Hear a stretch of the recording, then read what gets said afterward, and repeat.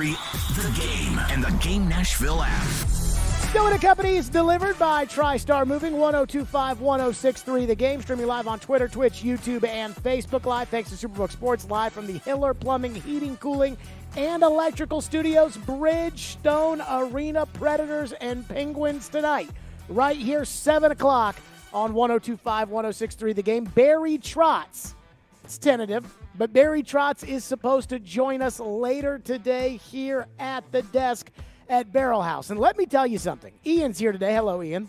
What up, what up? This has been a really, really hard day for me to keep up with everything that's going on. We've got a general manager baton passing with the Predators.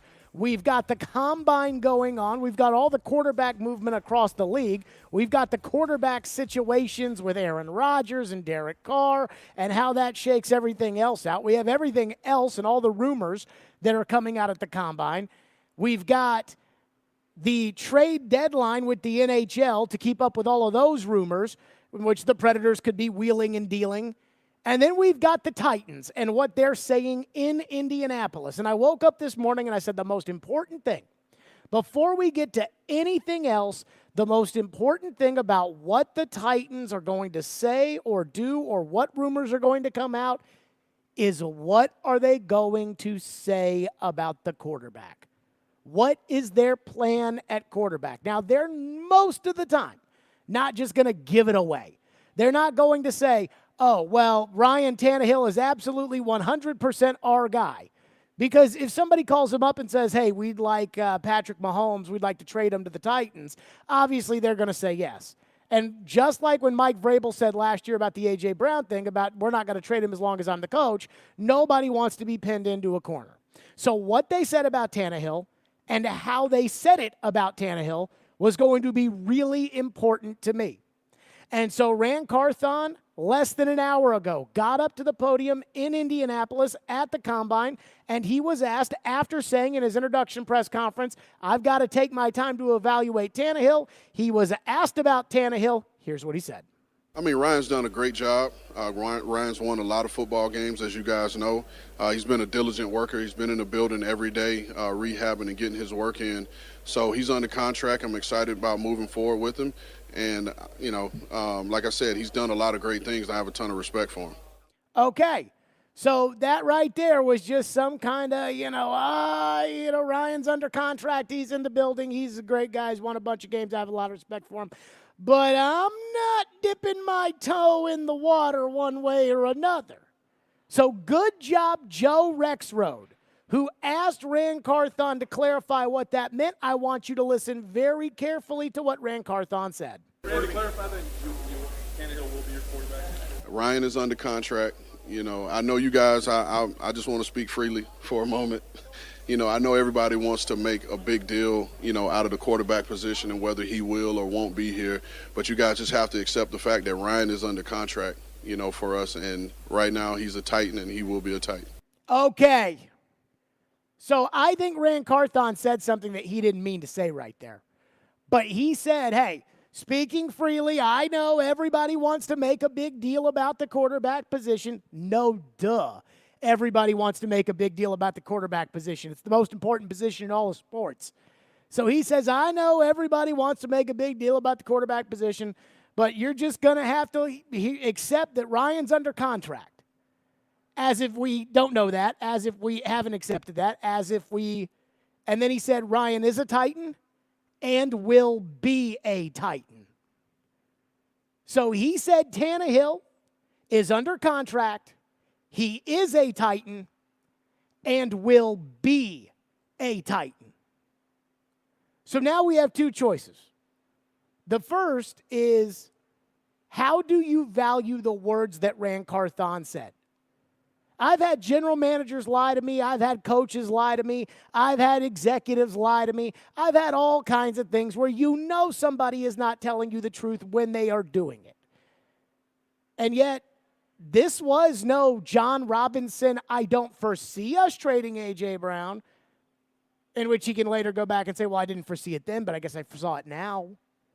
But this was, he is a Titan. He will be a Titan.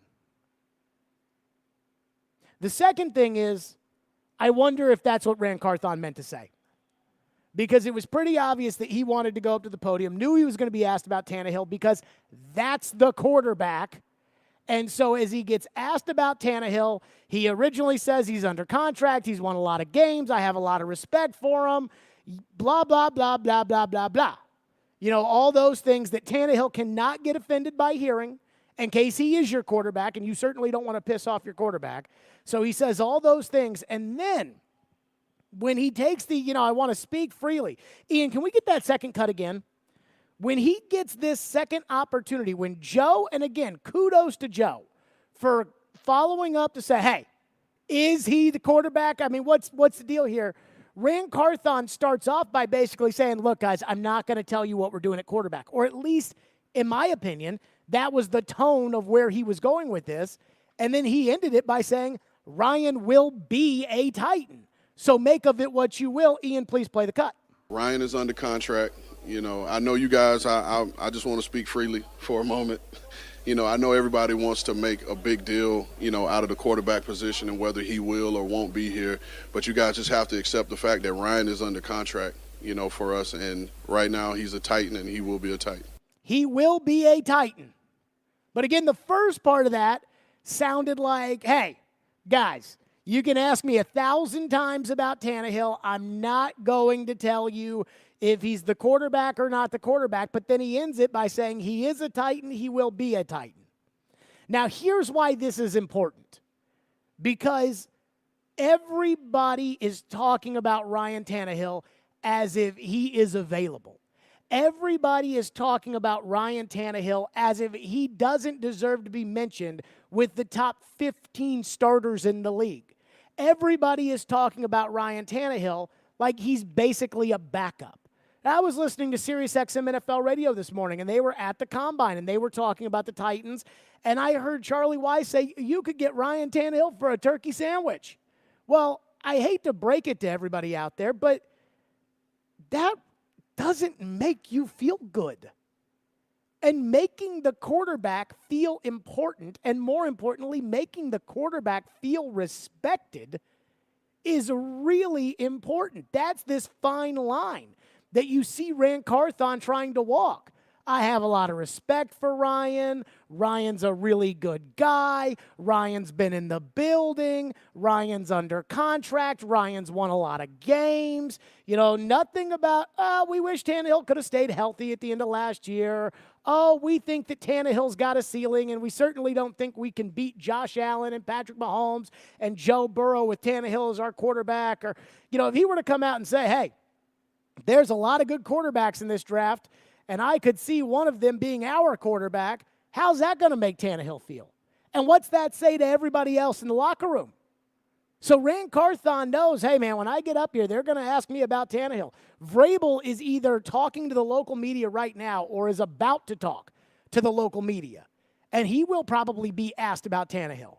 And he has been right there at the line of essentially naming Ryan Tannehill the starter for next year. So when I hear Rand Carthon say, I look forward to moving forward with him, and he is a Titan and will be a Titan, even though the tone of what I felt like Rand Carthon was trying to get at was, I'm not going to get up here and make any declarative statements today about the quarterback, makes me think that the Titans are in on Tannehill for next year. And if the Titans are in on Tannehill for next year, then that means the Titans are essentially going to run it back. That means that the Titans are going to try to build it back. The Titans are going to say, hey, we were the number 1 seed a couple of years ago. Taylor Lewan's injured and old. We don't want him anymore. Robert Woods is injured, old, and can't catch the ball. We don't want him anymore. We're not interested in the big boy that can't kick it from 50 yards. We're moving off of those guys.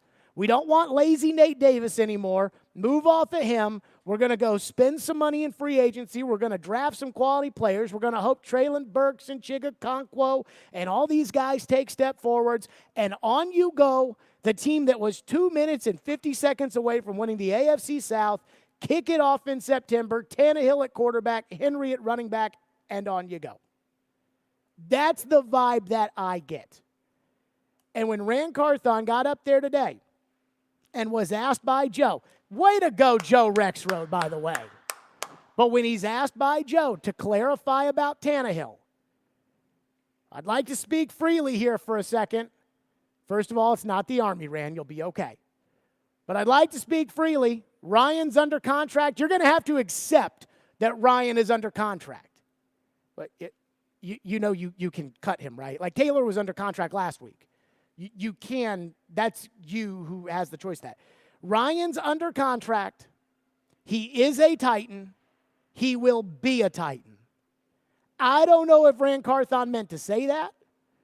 But again, the general manager of the team who took the job and said, it's far too early for me to be able to comment at all about whether or not Tannehill's going to be the quarterback, just said less than an hour ago, he will be a Titan. Which means all the speculation, Tannehill to the Jets, Aaron Rodgers, trading up and drafting a quarterback and that guy starting, sounds like that's out of the cards.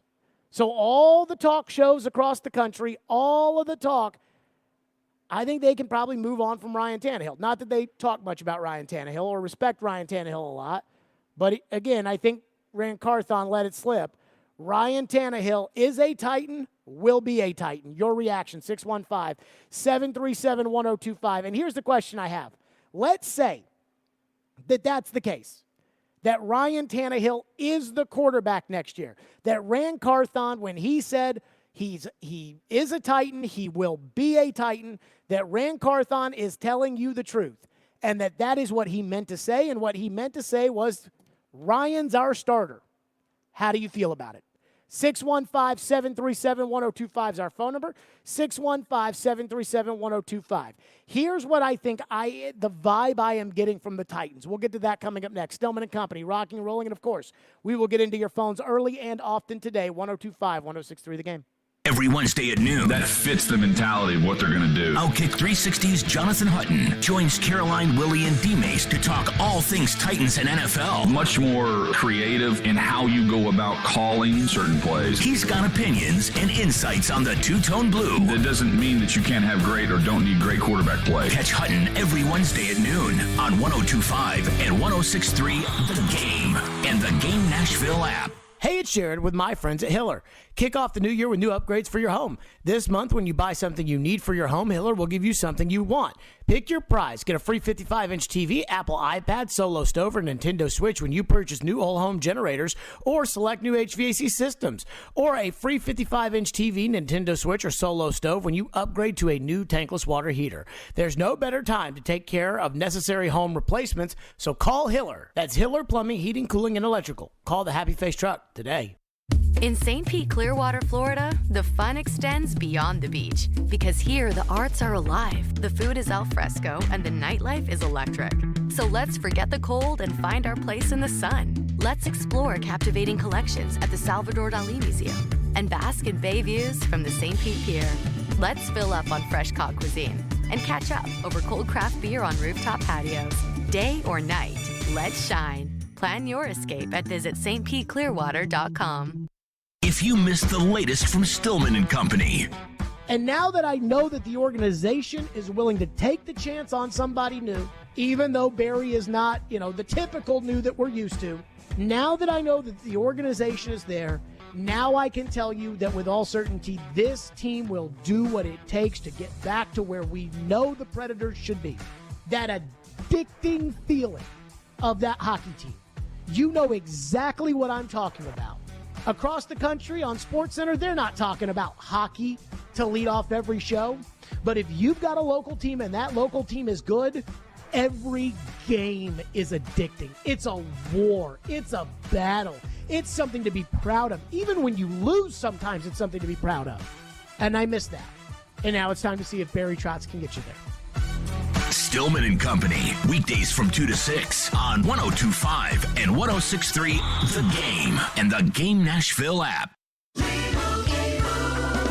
And Doug. Hey, listener. Welcome to Limu's Karaoke Lounge, where Liberty Mutual customizes your car insurance so you only pay for what you need, and the music never stops. Hit it. There's an emu with a full-time job. His partner's Doug, but Limu's the heartthrob. Grubs and worms, that's what Limu eats.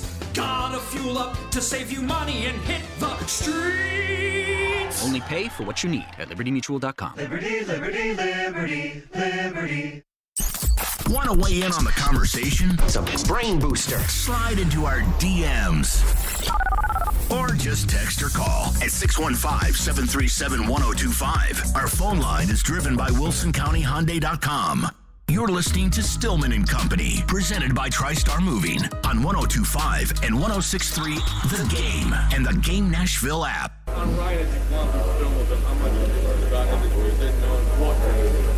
So, I mean, I've been evaluating, Ryan since he came out of Texas A&M, so you kind of know it from that space. But it's been cool to get to know the dude, and how he works. And again, quarterback is one of those diligent working positions, and you see those guys all throughout your building, all throughout the year. And Ryan is everything that a quarterback is. Like I said, he's in the building every day, he's doing his work, and he's around the guys, so I respect that about him. That was Rand Carthon earlier today. To get to know Ryan Tannehill, I love Tannehill. He's a great dude. He's real cool. He takes care of his business. I am convinced, just off of what I've heard, that the Titans are going to make Ryan Tannehill the quarterback next season. And I know there's a lot of you out there that hate that. I don't. I've said, I said, well, before they even hired Rand Carthon, I said, if I own the team and all you people are talking about blowing it up or, not coming back with Tannehill, I said, look, if I can't get Brady or Rodgers, I'm rolling it back. Because my team was 7-3 this year, and this was a team with no A.J. Brown. This was a team with a terrible offensive line. This was a team that had a terrible offensive coordinator, and they were still 7-3. And they lost to the two teams that ended up winning the AFC by a combined 7 points. 4 with the Bengals, 3 with Kansas City in overtime.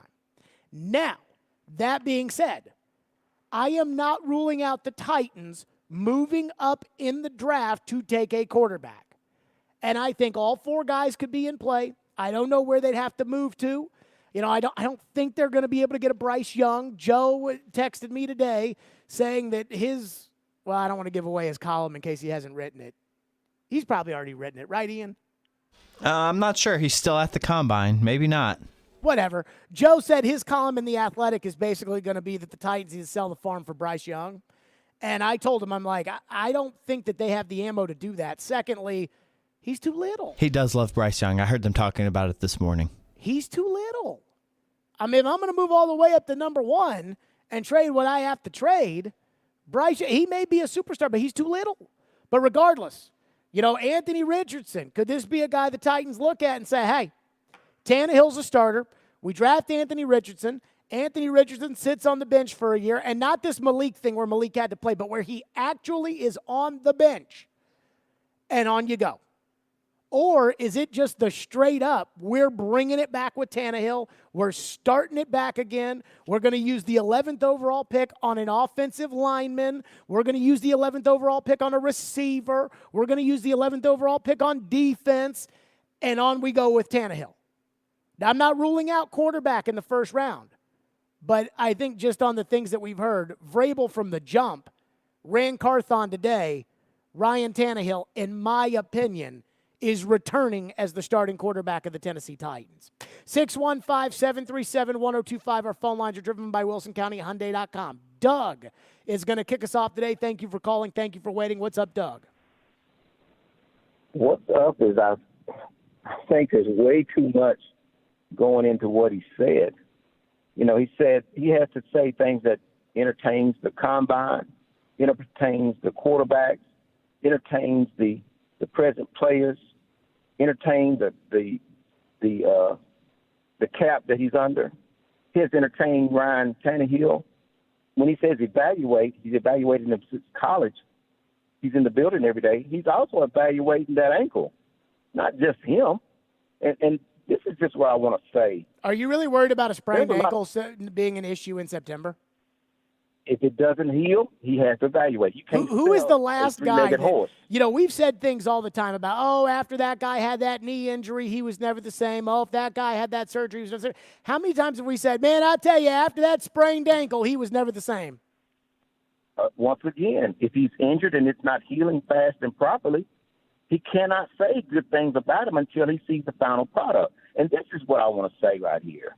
You know, I had a car that was sitting in my driveway, and one day somebody put a note on it and wanted to buy it. Land the plane, Doug. Get there. Get there. Give me the take. But when somebody offers you something more than what you thought it was worth, guess what? Sentimental value goes out the window, and you sell it. So this deal about what you're saying about what? Thank you for your call, Doug. Be quiet. What you're saying about Tannehill, I do not completely disagree with. If somebody were to call me up and offer 2 first-round picks for Ryan Tannehill, and they were good first-round picks, hell yeah, I'll make that move. But, I mean, again, Rand Carthon, if he thinks Ryan Tannehill is the starting quarterback, and he gets up there and he says, you know, Ryan Tannehill's the starting quarterback, somebody calls up and says, hey, we'd like to offer Joe Burrow in exchange for Ryan Tannehill, I think everybody would understand, including Ryan Tannehill. I think everybody would understand.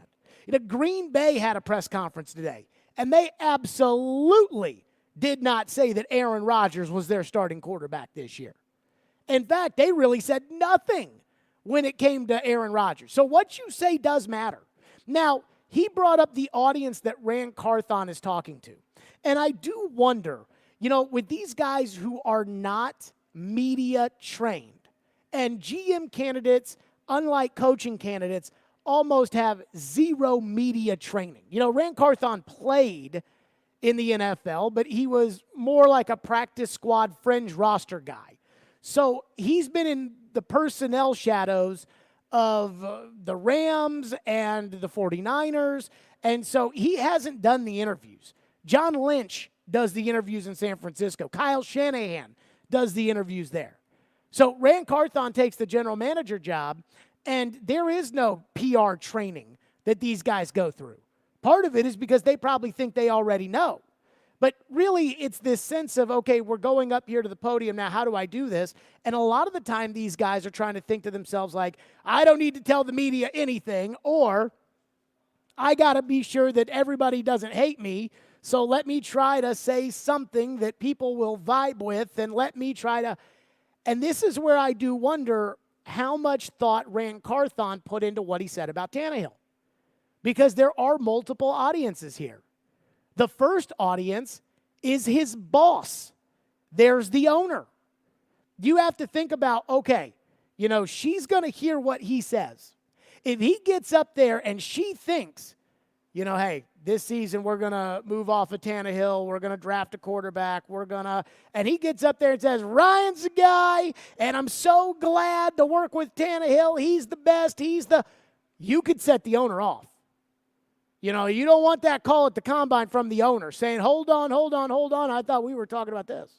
Secondly, Rand Carthon's in a really peculiar position because nobody knows who's actually in charge with the Titans. So Rand Carthon has to worry about what the coach thinks about what he said. If Rand Carthon gets up there and says Ryan Tannehill's the quarterback and he and Vrabel haven't talked about it, or he and Vrabel have not decided right then and there that, hey, this is what we're going to say, now you have to worry about how that's going to affect your relationship with the coach. Then you've got the player, and at this position it matters. Then you've got the rest of the team, and again, at this position it matters. Talking about quarterback and how is the team supposed to believe in the quarterback if you don't believe in the quarterback? And he knows that. And then there's all of us. And the last thing Rand Carthon wants, no matter how much these guys say, they don't care about what the media thinks, and they don't care about what people say, and we don't read it, we don't hear it, we don't. Trust me, I've been doing this job long enough. I know bad news travels fast. I know that what comes out of my mouth goes right into people's ears. So he's worried about all of these different things all at one time, and this is really his first time doing this. So I do understand the idea that the caller brought up about the fact that there are all these different audiences that Rand Carthon has to think about at one time.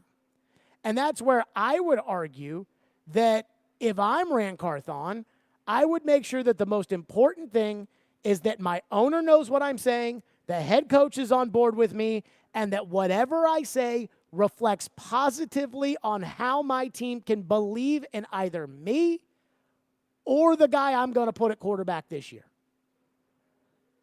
And I'd say, I'd give Ran, if Tannehill's the guy, I'd give Ran a 7 out of 10. Because if Tannehill's the guy, if they know Tannehill's the guy, then just come out and say it. Because you want everybody to hear that of, he's our guy, we believe in him. Most of the country thinks Ryan Tannehill sucks. So just come out and say it. Just say, he's our guy. We believe in him. You may not believe in him, but we believe in him. We know he can win. Say it. That would get you a 10 out of 10. If Tannehill's not your guy, then you need to kind of play that more ground of, we have to evaluate every position. And don't get off on the wrong foot of sitting there leading us to Ran Carthon made us think that Ryan Tannehill was going to be the quarterback and then just zips it out. And then I think that the players would sit there and say, I don't know if we can trust this guy. I'm not sure about that. 615-737-1025 is our phone number if you want to weigh in, 615-737-1025. Plus, another reason why the Tannehill talk is a big deal.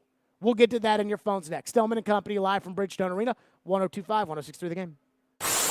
Hey, I'm Matthias Ekholm, and this is Smashville. Ekholm, his shot, he scores! Matthias Ekholm gets the Predators' third of the night. You're listening to the flagship of the Nashville Predators radio network, ESPN 102.5 The Game. Hey, it's Mike from Newton Nissan South. It's February, and I know most people immediately think of the groundhog. But I don't want to focus on how Phil became the most well-known weatherman in history and how his accuracy rivals most human weathermen. I prefer to focus on love. We all know the songs Love Hurts and Love Stinks. Those songs are not welcome here. At Newton, we love what we do. The heart of what we do is found in helping people. And what better way to do that than by listening to your needs and helping you find exactly what you're looking for. We love helping you find the car you love. We love keeping the car you love running at its best. We have tons of new cars on ground looking to be loved and a huge selection of pre-loved cars waiting for you to give them a new home. You can shop for your next love on our website with Newton FastPass. Your new love can be delivered to your home. Find your love at Newton or visit us online at newtonnissansouth.com. What if you could be credit card debt-free in 10 days and save as much as $1,000 a month? Loan Pronto's all-new Express Equity Line of Credit program is just what you need. Hey, Willie Donick here. You don't have to do a full home refi. You can tap a small portion of the equity you have and enjoy a super low monthly payment. With Loan Pronto's Express Equity Credit Line, you can close in 7 to 10 days. And a $50,000 loan would only cost you around $400 a month. Use that money to pay off high-interest credit cards or do a home improvement. You can access up to 90% of your home's equity, and 9 out of 10 homeowners won't even need an appraisal. Even if you did a total refi recently or just bought your home, you can tap the equity with this fast, easy program. Stop the madness and say no to 24% interest fees. Call Loan Pronto today. 615-499-5780. That's 615-499-5780 or go to loanpronto.com. Equal housing lender, NMLS 166-1781, subject to lender approval. Social Furniture's tax refund sale is going on now. You will save up to 50% in every department. Huge markdowns. You don't want to miss this opportunity to make your home spectacular. We have everything for your home in stock with no waiting. And hassle-free same-day delivery makes it easy. Pay no money down and pay no interest for 1 full year during Social Furniture's tax refund sale. Don't wait. Come in today. Social Furniture on Charlotte Avenue in the Richland Creek Shopping Center. And save, save, save. What do you mean he went searching for fresher powder? We have full classes today. Instructor down at Vesper Ski School. Toward each other to snowplow, honey, not away. She needs more ski instructors to slalom through the day-to-day. Pizza, fries. Whoa, Braley, no, pizza. Indeed can help her hire great people fast. I need Indeed. Indeed you do. We instantly connect you with quality candidates whose resumes on Indeed match your job description. Visit Indeed.com/credit and get $75 towards your first sponsored job. Terms and conditions apply. Ran Carthon and Mike Vrabel spoke at the NFL Combine today. What is their vision for the future of the Tennessee Titans? We'll get into all of that on the Wednesday edition of Caroline, Willie, and D-Mace. Hey, this is Jordan Rogers, and you're listening to Nashville's best sports talk, 102.5 The Game.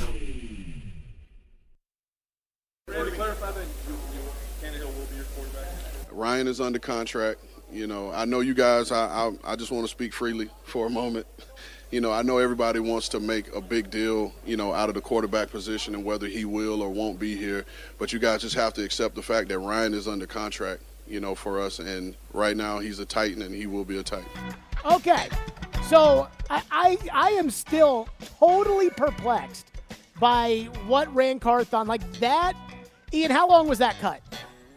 With the question, 21 seconds. Okay, so in that 14 seconds, I am totally perplexed by what Ran Carthon meant. Like, what does he mean by saying, I want to speak freely here? Like, you're not on the bridge of the USS Titan. Like, what do we mean speak freely? You're at the podium at the combine. Anything you say can and will be used against you. So then he says you have to accept that Tannehill's under contract. Is anybody denying that Ryan Tannehill is under contract? Like, what?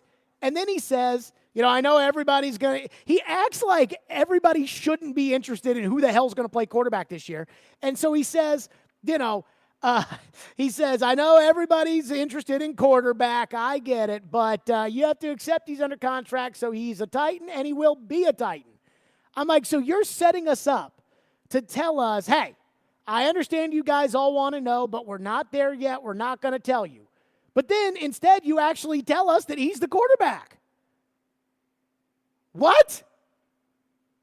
If he were to get up there today at the podium and he were to say, hey, I am telling you that Ryan Tannehill is our quarterback. If he were to say that, then it would be alarm bells. Oh, breaking news, Ran Carthon just said he's the quarterback. Instead, when he sets up everything he said with a, I'm not going to tell you, and then he tells you that he's the quarterback, it's like Paul Kaharski wrote an article, and I obviously haven't had time to read it because I've been on the air, and Ran Carthon just said this. But Paul Kaharski wrote an article at paulkaharski.com, and the headline is, Ran Carthon offers a definitive statement on Ryan Tannehill. Or does he? ? Apparently Tim Kelly is meeting with the media right now. Does anybody care what Tim Kelly has to say at this point? The answer would be no. Glenn texts into the text line and says, I would like to see what Tannehill could do with a good offensive line and good receivers. He should be the quarterback next year. If not him, then who? And that's, I think, the most important thing when it comes to, is Tannehill going to be the quarterback next year? Now, I'm going to backtrack on what I just said for a second, and I'll get right back into that text. When I said nobody cares what Tim Kelly has to say, if Tim Kelly wants to get up there and say Tannehill's going to be the quarterback, then I do care what he has to say. But back to the point about, if not Tannehill, then who? I think that's a really fair question. Because the Titans hold the 11th overall pick. Mel Kiper Jr.'s latest mock draft came out. The Titans will have all four quarterbacks off the board by the time they get to pick at 11. Anthony Richardson goes to Seattle with the last quarterback of those four at 9. They trade with Carolina. Carolina takes Will Levis, according to Mel's latest mock. And then Anthony Richardson's off the board at 9. So you're not going to be able to draft a quarterback unless you move all the way up. And because when teams know you're moving up for a quarterback, they're going to charge you an arm and a leg, even if it's just a couple of spots, chances are you're probably not going to be able to do that. You probably will not have the ammo unless you just sell the farm like Kyle Shanahan did for Trey Lance a couple years ago, and that's not really Vrabel style. Secondly, Derek Carr and Jimmy Garoppolo at best are lateral moves. I think that Carr is worse than Tannehill, and all the stats say that. I think Garoppolo is significantly worse than Tannehill, and he is a legitimate injury liability. So Tannehill's $27 million.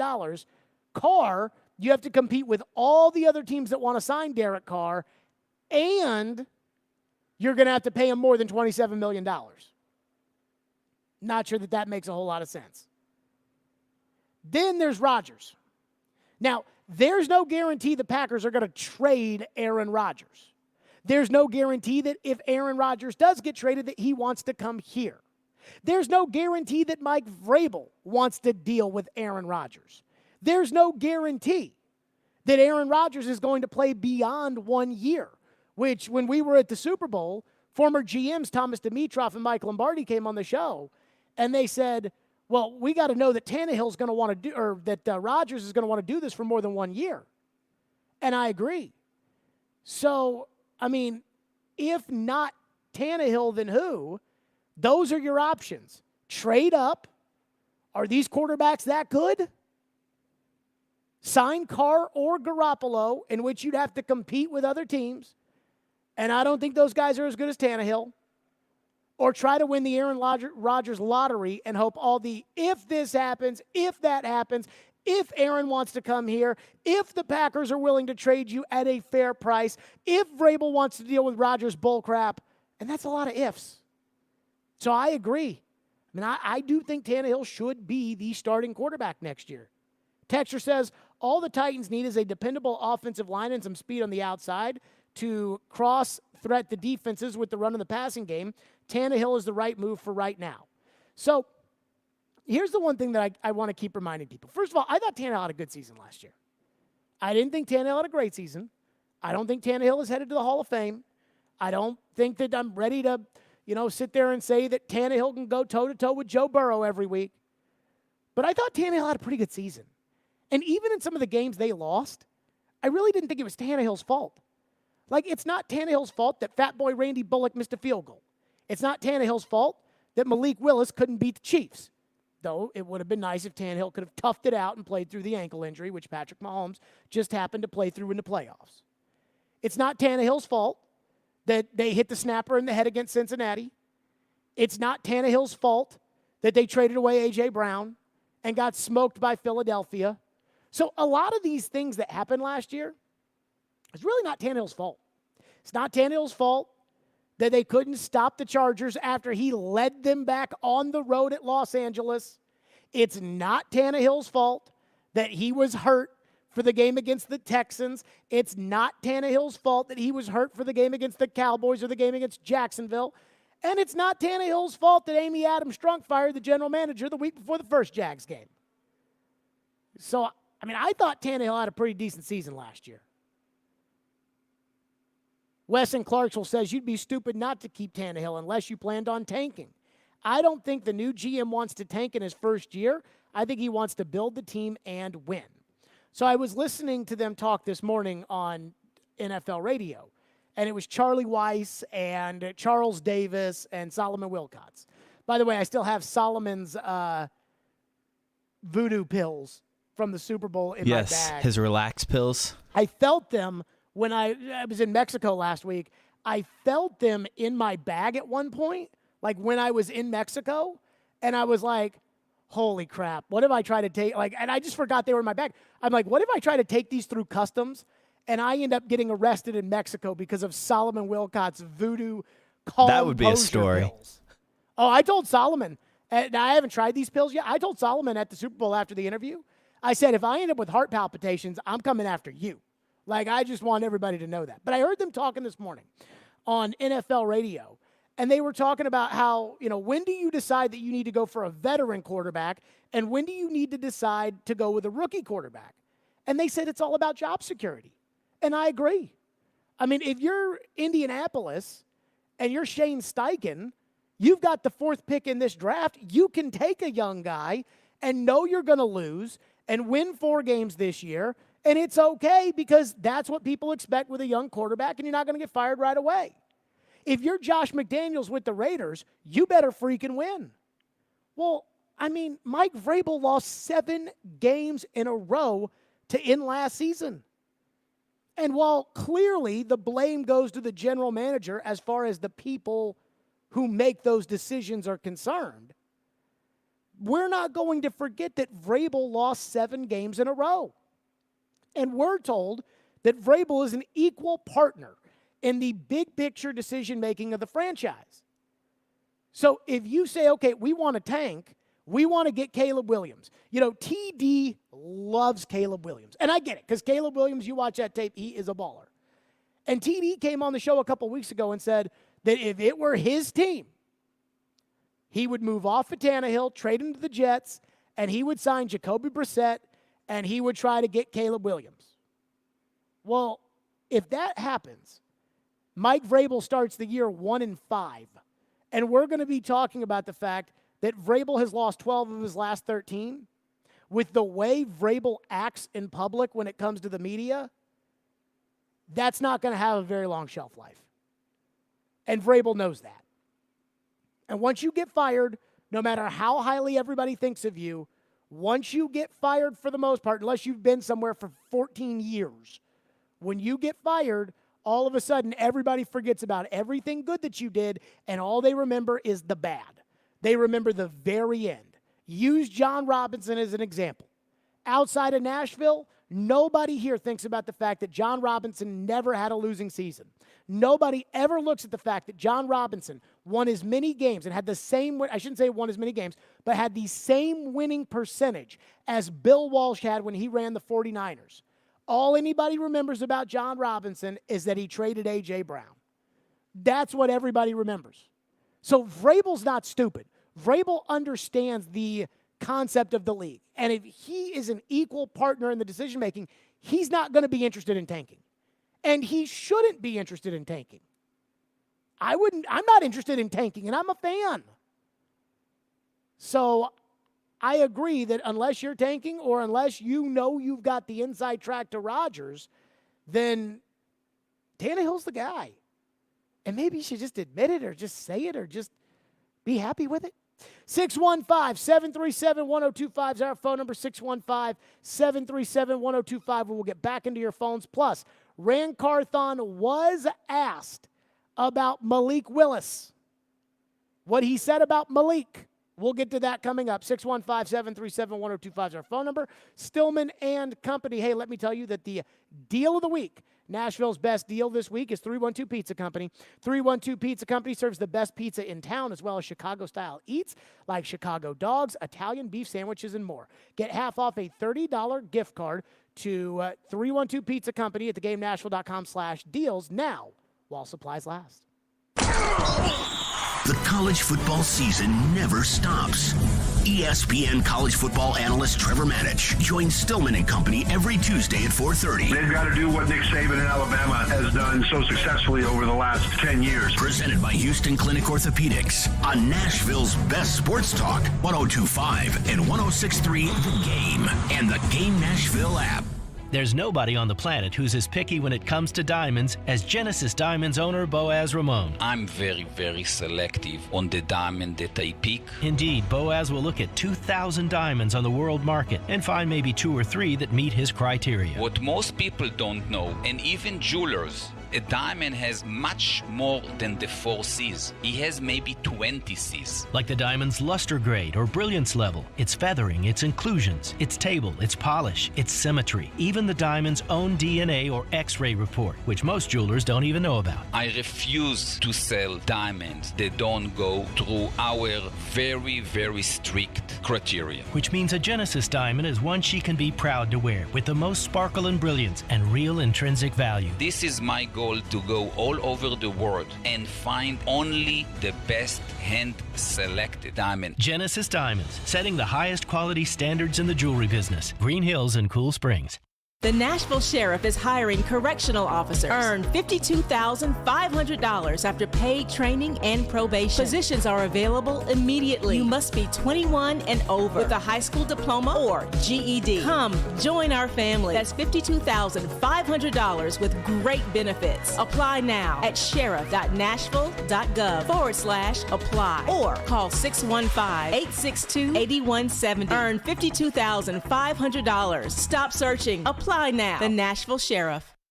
Correction CBD products. Correction began as our family's mission to provide the Nashville community with locally and organically sourced CBD products. We are passionate about providing high-quality CBD products for everyday use. Tinctures, topicals, and pet products too. We are a Pick-10 company. Our hemp is organically grown and produced in Nashville, Tennessee from sustainably sourced non-GMO genetics. All of our products are lab tested. Find all of our products at CorrecionCompany.com. In St. Pete, Clearwater, Florida, every day is a great escape. With 35 miles of white sand, there's no better place to get away. So let's explore the secluded beaches of Fort DeSoto or paddle our way around Honeymoon Island. Let's kick back, kayak, and catch crimson sunsets. Let's trade snow boots for bathing suits. Let's make today and tomorrow a beach day. Let's shine. Plan your escape at visitstpeteclearwater.com.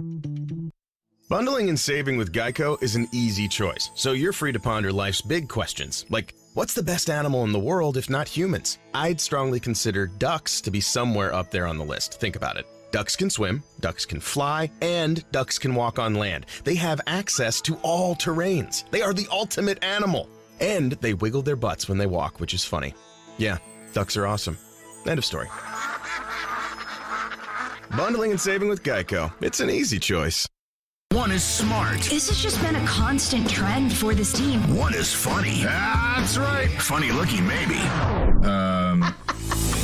Chase and Michelle with Chase McCabe and Michelle Knezovic. Are you listening? I'm listening. Everybody's listening. Weekdays from 9 to 11. Presented by Hair Club. Hair Club. Love your hair. Live your life. On 102.5 and 106.3 The Game and the Game Nashville app. Strong opinions and a strong personality on your drive home. This is Stillman and Company, presented by TriStar Moving on 102.5 and 106.3 The Game and the Game Nashville app. The one thing that I talked to Malik about was just continue to grow as a quarterback. And that's not just throwing the ball, that's not, all these different things, but quarterback is so much more mental than it is physical.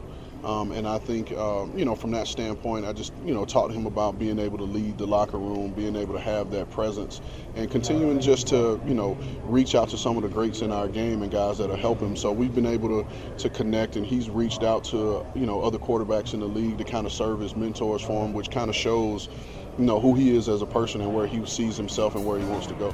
There you go. That was Rand Carthon talking about Malik Willis. And I get it. Like, again, these guys are under contract. And so, what they think of Malik, like, if they think of Malik what I think of Malik, that is, I don't think Malik can play in the NFL. I don't think Malik has the right attitude in the NFL. I was very disappointed by his body language in his press conference after the Texan game last year. And quite frankly, I think he sucks. He's not going to come out and say that.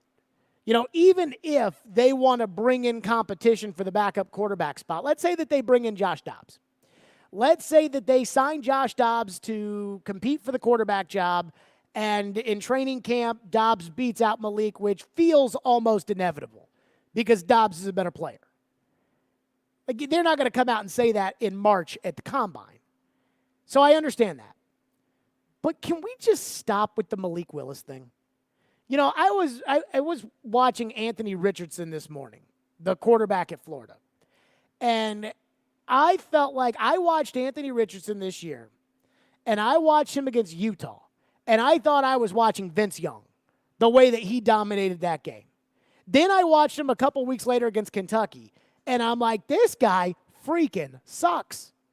Coach Shoup doesn't talk about this a lot, but when he was the D coordinator this year at South Florida, they held Anthony Richardson in check. They should have won that game, and if it wasn't for a botched snap on a field goal, they probably would have. And so, I'm watching Anthony Richardson. This guy's got talent. He is big. He is sturdy. He is fast. He can just flick the wrist and the ball goes down the field, and he's dropping it into guys for touchdowns against Florida State. And I'm like, he threw for 400 against Vandy, and I know they lost, but Patrick Mahomes did a lot of that, throwing for a lot of yards and losing in college. And I'm like, this guy's got the freaking talent. Malik doesn't have that. But a lot of you, because of where the draft gurus told us Malik was going to go before he ended up being the third quarterback off the board in the third round, a lot of people are convinced that Malik is a project that could be a future starter in the NFL, and that's just not true. Malik's just not very good. That's why these teams didn't pick him. I went back to Mel Kiper Jr.'s big board last year, right before the draft. Malik was 17th on Mel Kiper's big board. 17th. He went with pick number 86. John Robinson even said it on the midday show at training camp. He said that, yeah, we figured we'd take a chance. And if it works, we got a quarterback. And if it doesn't, it's your second, third-round pick, which isn't nothing, but people bust on third-round picks all the time. I'm ready to move on from Malik. I'm ready to move on from the talk that Malik could be the eventual franchise quarterback. And Rand Carthon said, yeah, you know what I told Malik was just go get better. Isn't that kind of the message for every player? Don't you want Jeffrey Simmons to get better? Another thing Rand Carthon touched on was Bud Dupree. I will be honest, I was shocked that Bud Dupree did not get released last year with a post-June 1st designation. And I am still trying to put the pieces together as to why. Now, there are going to be guys that are going to be cut that haven't been cut yet. Lawan, Randy Bullock, Robert Woods, those guys, I agreed with all of them. I'm fine with it. On you go. Woods, I was a little skeptical about because I felt like, okay, now you got rid of a 2-3-ish receiver, and now you're going to go need to get a 2-3-ish receiver. But there are some other guys that haven't gotten cut that I'm a little surprised by. Bud Dupree leads the list. I'm surprised Jamarco Jones. You may have forgotten about him. I didn't. I'm surprised Jamarco Jones has not been released yet by the Titans. But Bud Dupree, Rand Carthon was asked, and he basically gave this roundabout answer of Bud's under contract, and I don't know Bud, and I need to get to know Bud, and Bud's been dealing with injuries, but Bud's under contract, and we'll go from there. I'm only surprised about this for one reason.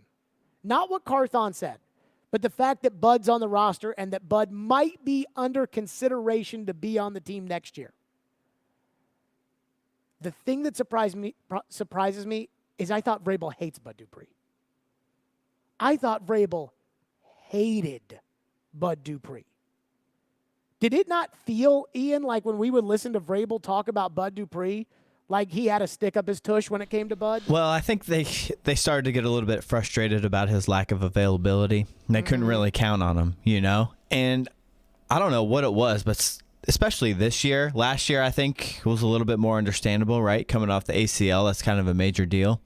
But this year, even like those hip injuries, there was really like nothing happened to like create the hip injury, you know? He like fell on the ball or like fell on the quarterback, and he's like hips bothering him all of a sudden. So it almost felt like he was starting to get a little frustrated about his lack of availability. So here's what I think may have happened. I wonder if Bud took a pay cut. I wonder if Bud Dupree, with Robert Woods, I don't know what, we don't know what happened behind the scenes. Lawan, they were never going to bring back at the money that he was due. They were never going to do that because of the injury uncertainty. Robert Woods, I wonder if they went to Robert and said, you're not a $16 million receiver anymore. You're a $6 million receiver. We want you to take a pay cut. And Robert Woods said no, and they said, all right, see ya. I wonder if the Titans went to Bud Dupree and said, we want you to take a pay cut. You're not a $19 million player. And and I know, and so do all you, that Bud Dupree cannot go out on the market and go get a $19 million a year salary. So what if it was more of we'll pay you $6 and we'll incentivize you if you sack the quarterback and play in enough games, we'll incentivize you to get up there to 18, 19 million, what you were supposed to make, but we're not going to pay you that. And I do wonder if that may have been the route that they went. Normally this time of the year, that's when guys get hey, we want you to take a pay cut. And if they say yes, you never hear about it. Maybe you'll hear about it behind the scenes of a contract adjustment, but for the most part, sometimes guys take pay cuts and you don't really hear about it because no agent is rushing to go tell Adam Schefter, my guy took an $8 million pay cut. But at the same time, I know, just from working with Floyd for all that time, I know that if you say to a guy, hey, I need you to take a pay cut, and the guy says no, you're gone. So we'll keep that in mind with Bud Dupree. Andrew says, I'm guaranteeing this. The Titans will trade Derrick Henry and will not have a $12 million running back in 2023. Let me just say this. I think that it is a foregone conclusion that Derrick Henry is back as the running back of the Titans. I mean, I think that there's all these people out there that talk about the Titans moving off of Derrick Henry. What's the market for Derrick Henry? I don't think there is a single team in the NFL that values Derrick Henry more than the Titans do. We know Derrick Henry's age. We know that he's starting to get to the point in his career where he should kind of be regressing, and yet he really isn't. I mean, even in that Jacksonville game at the end of the year, no offensive line, no receivers, third-string quarterback, and Derrick almost carried them to victory. And the only reason that they lost is because they took Derrick out of the game. The quarterback got sacked, fumbled the ball. So you can still win because of Derrick Henry, and the Titans know that. And I think the Titans embrace that. I don't think other teams in the NFL embrace that, because I think other teams in the NFL sit there and say, can't win with a running back. So my guess is that if you were to say, okay, Derrick Henry's on the block, somebody might say, we'll give you a 3. We'll give you a 4. Do you want a 3 or a 4 for next year? They're not going to give you 4 1s for Derrick Henry. 615-737-1025 is the phone number, 615-737-1025. Dissecting what Rand Carthon said, we did a lot of that this hour. Apparently the national media has done that as well, plus Mike Vrabel will talk later this hour, Stillman and Company, right here, 102.5, 106.3 The Game. Every day we are live and local. Are you going to pay $20.2 million for someone who's struggling this much to stay healthy? And your source for Nashville sports. The players got to play better, and they're the ones actually out on the court, and they got to execute. We are Nashville's best sports talk. 102.5 and 106.3 The Game and the Game Nashville app. ElectronicExpress.com. We make it happen. If you missed the latest from Robbie and Rexroad. Owning it and being around Hines and having this next couple of months to evaluate the job that he's done. What do you, if you're John Hines right now, what are you thinking about this situation, and what do you make of, I guess, your job status right now if you're John Hines, given everything that's happened over the course of the past 3-4 days? Well, I don't think you can feel secure, but I don't think you did before. The difference being, and this is just my opinion, like David Poyle could not have, stood up and fired John Hines and been able to explain it. Like now that's not a problem. It's just like with any, like in college athletics, if the AD who hired you is still in the job, you have more security as a coach, right? Than if you're kind of on the fringe than an AD who didn't hire you, who isn't admitting that he or she made a mistake in hiring you. So I don't think that John Hines should feel comfortable. But also, if you're John Hines, obviously I'm sure you've gotten to know Barry Trotz some here, even though apparently some of these meetings have been like in his house, Poyle sneaking in the middle of the night over to his house so no one sees him. But if you're Hines, certainly, I mean, listen to that quote from Barry Trotz. You got to feel like he's going to give you a fair shake and truly evaluate you. And he's a coach, so he respects the profession and he knows what you're doing. Look, I know that people that I trust around this team respect John Hines as a coach, like respect what he does on a daily basis. The results are the results. So at some point that may cost him his job. Robbie and Rexroad, weekdays from 6 to 9 on 102.5 and 106.3 The Game and the Game Nashville app.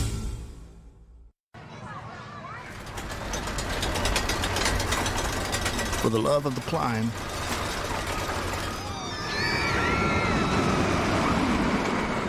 for the love of the fall, for the love of knowing your kids' laughter is the sweetest music there is,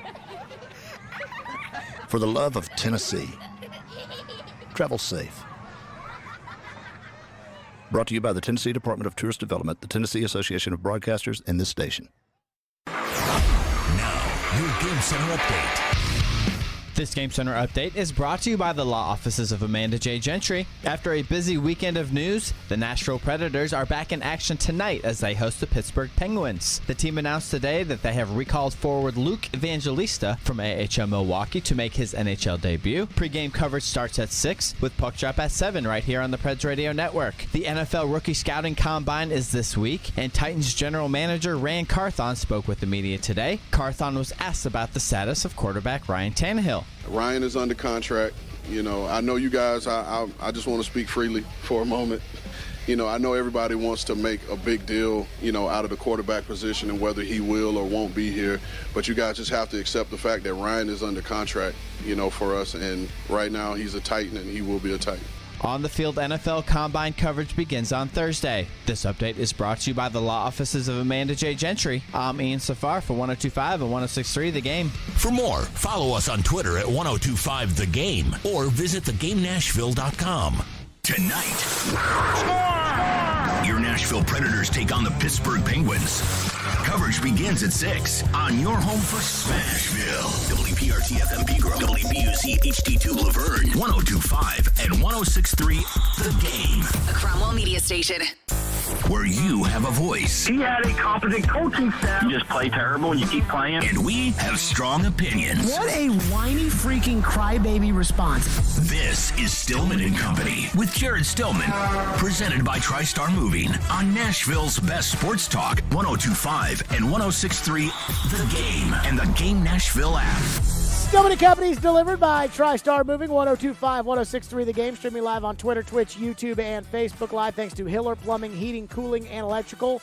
By Superbook Sports. Live from the Hiller Plumbing, Heating, Cooling, and Electrical Studios. My bad. Bridgestone Arena Predators tonight against the Pittsburgh Penguins.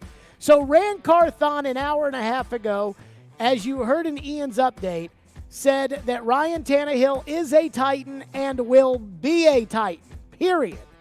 And yet, the way Rand Carthon said it, we parsed through this. It sounded like Rand Carthon was trying to say that Ryan's under contract, and if he's their quarterback, so be it. But, you know, he's not going to make any big decisions today. But then he said he is a Titan, he will be a Titan. And so I wondered, like, is that what Rand Carthon meant? Or are we supposed to interpret that as Ryan Tannehill is the quarterback? Ian, if we could get that first Rand Carthon cut that Paul Kaharski asked the question, because when Rand took the job, he said, I haven't had time to evaluate Tannehill. Paul asked him, hey, have you evaluated Tannehill? Here is what Rand Carthon said. I mean, Ryan's done a great job. Ryan's won a lot of football games, as you guys know. He's been a diligent worker. He's been in the building every day, rehabbing and getting his work in. So he's under contract. I'm excited about moving forward with him. And, like I said, he's done a lot of great things. I have a ton of respect for him. Okay. So that was just, hey, I have respect for him. He's a good quarterback. He's under contract. The end. I'm not committing one way or another. Then he said, when Joe followed up, he said he is a Titan, he will be a Titan. And so we parsed through that for an entire hour, what to make of it. Well, guess what the NFL world is making of it? Ian Rappaport on NFL Network, right after Rand Carthon said it, here's what he said. Yeah, I would say some wiggle room there. I mean, what he essentially said is that Ryan Tannehill is a Titan. He is the quarterback, and that is the way it stands. He says he's going to be a Titan. Yeah, and I think that is the most likely option. I'd be curious, though, contract-wise, what's going to happen. I mean, because if you're Ryan Tannehill and, perhaps you'd want some long-term security, certainly that is something that every quarterback wants. I think if you're Tennessee, you would look at his number and say, like, what are we getting for, a number in the 20s? So maybe there's some way that the two sides can get together and say, all right, contractually, financially, what's the best way to maybe lower the cap hit or lower the number and make sure he gets some security, find a way to do that. Now, I would say this. If you're the Tennessee Titans and you look around in the league and you say, well, who could I actually get? Isn't Ryan Tannehill the best option? If you're Tannehill and you look around and you say, I could go in a bunch of different places, where's better for me than Tennessee? Right. So this might be a case where they got to figure out the numbers perhaps, but mutually beneficial for him to stay. Okay, so you saw Ian Rappaport there. He's like, yeah, maybe he's the quarterback. He said he will be a Titan. Yeah, well, it's, You see the mixed messages? And this is what I've always said. This is why it's important. This is why media training is important. This is why you have to take what you say seriously. Because now everybody's going to be talking about, did Rand Carthon commit to Tannehill? Did he not commit to Tannehill? Well, it sounds like he committed to Tannehill. But then Rappaport says, oh, well, maybe he didn't. And then you go talk about the cap number. It's ridiculous. What it is now Rand Carthon walked into a situation where unless Ryan Tannehill is the starting quarterback for sure today, it's a no-win situation for him. And I'll tell you why. Because if Ryan is the quarterback and his goal was to compliment Ryan and remind people that Ryan is under contract and that if they want to keep Ryan, they can keep Ryan. If that was his goal, then he did that, but then he said he will be a Titan. He set the expectation that he's the quarterback. But he didn't set it firmly enough that they're still on TV parsing the same thing we're parsing, which means that when you talk, the owner watches, the coach watches, the rest of the team watches, the quarterback himself watches. Tannehill's probably sitting there at home thinking, what the hell does that mean? Am I the quarterback or am I not the quarterback? And so I think what we saw here from Rand Carthon, I think we saw a screw up. I think Rand Carthon had a plan that he was going to say, as far as Tannehill was concerned, that he has a lot of respect for him, won a lot of games, good player, under contract, have a lot of respect, really trust, but we've got to see. That was his plan for whatever reason. And instead, he got up there and said the opposite. Instead, he got up there and he said he will be a Titan. And now there's an argument as how to interpret that. I remember last year I was doing a bunch of stuff during the summer on Sirius XM because that's when a lot of the main guys take vacation time. And a lot of the preseason quarterbacks didn't play, right? Like Tannehill doesn't play in the preseason. And if you're any good, if you're an established starter, you don't play in the preseason. And so Trey Lance played, and he played well in the first game. So I'm talking about Trey Lance and what do we make of these 9 throws that Trey Lance took? And as I'm going through all of this, I'm listening to John Lynch talk about Trey Lance. Trey's the guy. The locker room believes in him. Now all that's left is for him to go out there and show them. That's what it... And I heard that, and I'm like, I don't know if they really believe that Trey Lance is the guy that much, or if they've already invested everything in Trey Lance, and this was before Brock Purdy and all of that, they've already invested everything in Trey Lance, so it better work. So they better pump those tires up. And it doesn't matter if you're going on a local radio show on a tiny station in Sheboygan, Wisconsin. If you say something, there is a chance. There's a chance that somebody's going to hear it and make a big deal about it. And John Lynch knows that. So here's Rand Carthon, his first combine press conference, and he's talking about the quarterback, and he committed to him when it felt like he was trying to not commit to him. Mike Vrabel just met with the local media. He was asked about Ryan Tannehill. I have not even heard this. Mike Vrabel asked about Ryan Tannehill, the quarterback position. Here's what he said. Is open to adding great players to our roster, whether that's at quarterback, that's at running back, that's at defensive line, corner. I do believe that we have, we've got some needs and some holes. I've told you that. I've asked them to look for players that have an element of speed, violence, and versatility, and that's what I want to look for. Look for offensive linemen that can protect the quarterback. Whether that's Ryan, whether that's Malik, that's Josh Dobbs, whoever that may end up being. Those are things that we have to do a better job at. Doesn't sound like Vrabel's committed to Tannehill. Hey, we need great players across the board, whatever position, quarterback, kicker, running back, left tackle, right tackle, inside, outside linebacker, whatever. We need somebody in that spot. Whether it's Ryan, Malik, or Josh Dobbs, woof. So it sounds like Rand Carthon screwed up. It sounds like Rand Carthon. It sounds like the organizational plan. And Joe is going to send us the Mike Vrabel audio when he's done talking to the local reporters, and we will have that for you.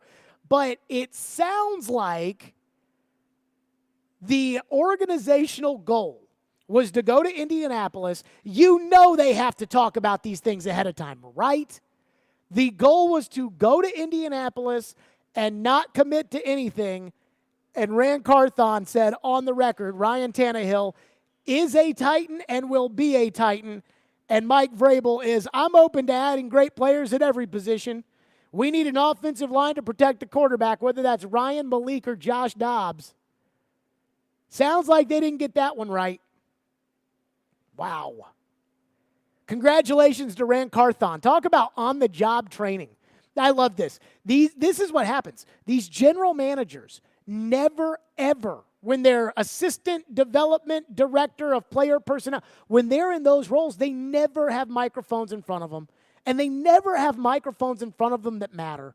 Because if the fourth guy in command of the Washington Commanders says something, we all know he can get overruled by the third guy, the second guy, or the first guy. So it doesn't matter what they say.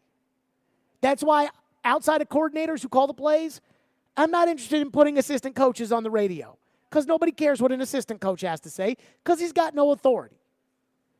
And so these guys get no training. Then they become general manager. Then they get pushed out there at a point in time where they're watching all this tape on all these players, where they're meeting with all of their scouts and their personnel people and their coaches, and they're trying to figure out what they need and what they want. And there's the talking to the agents, trying to figure out which free agents they want to get, which free agents they need, things like that.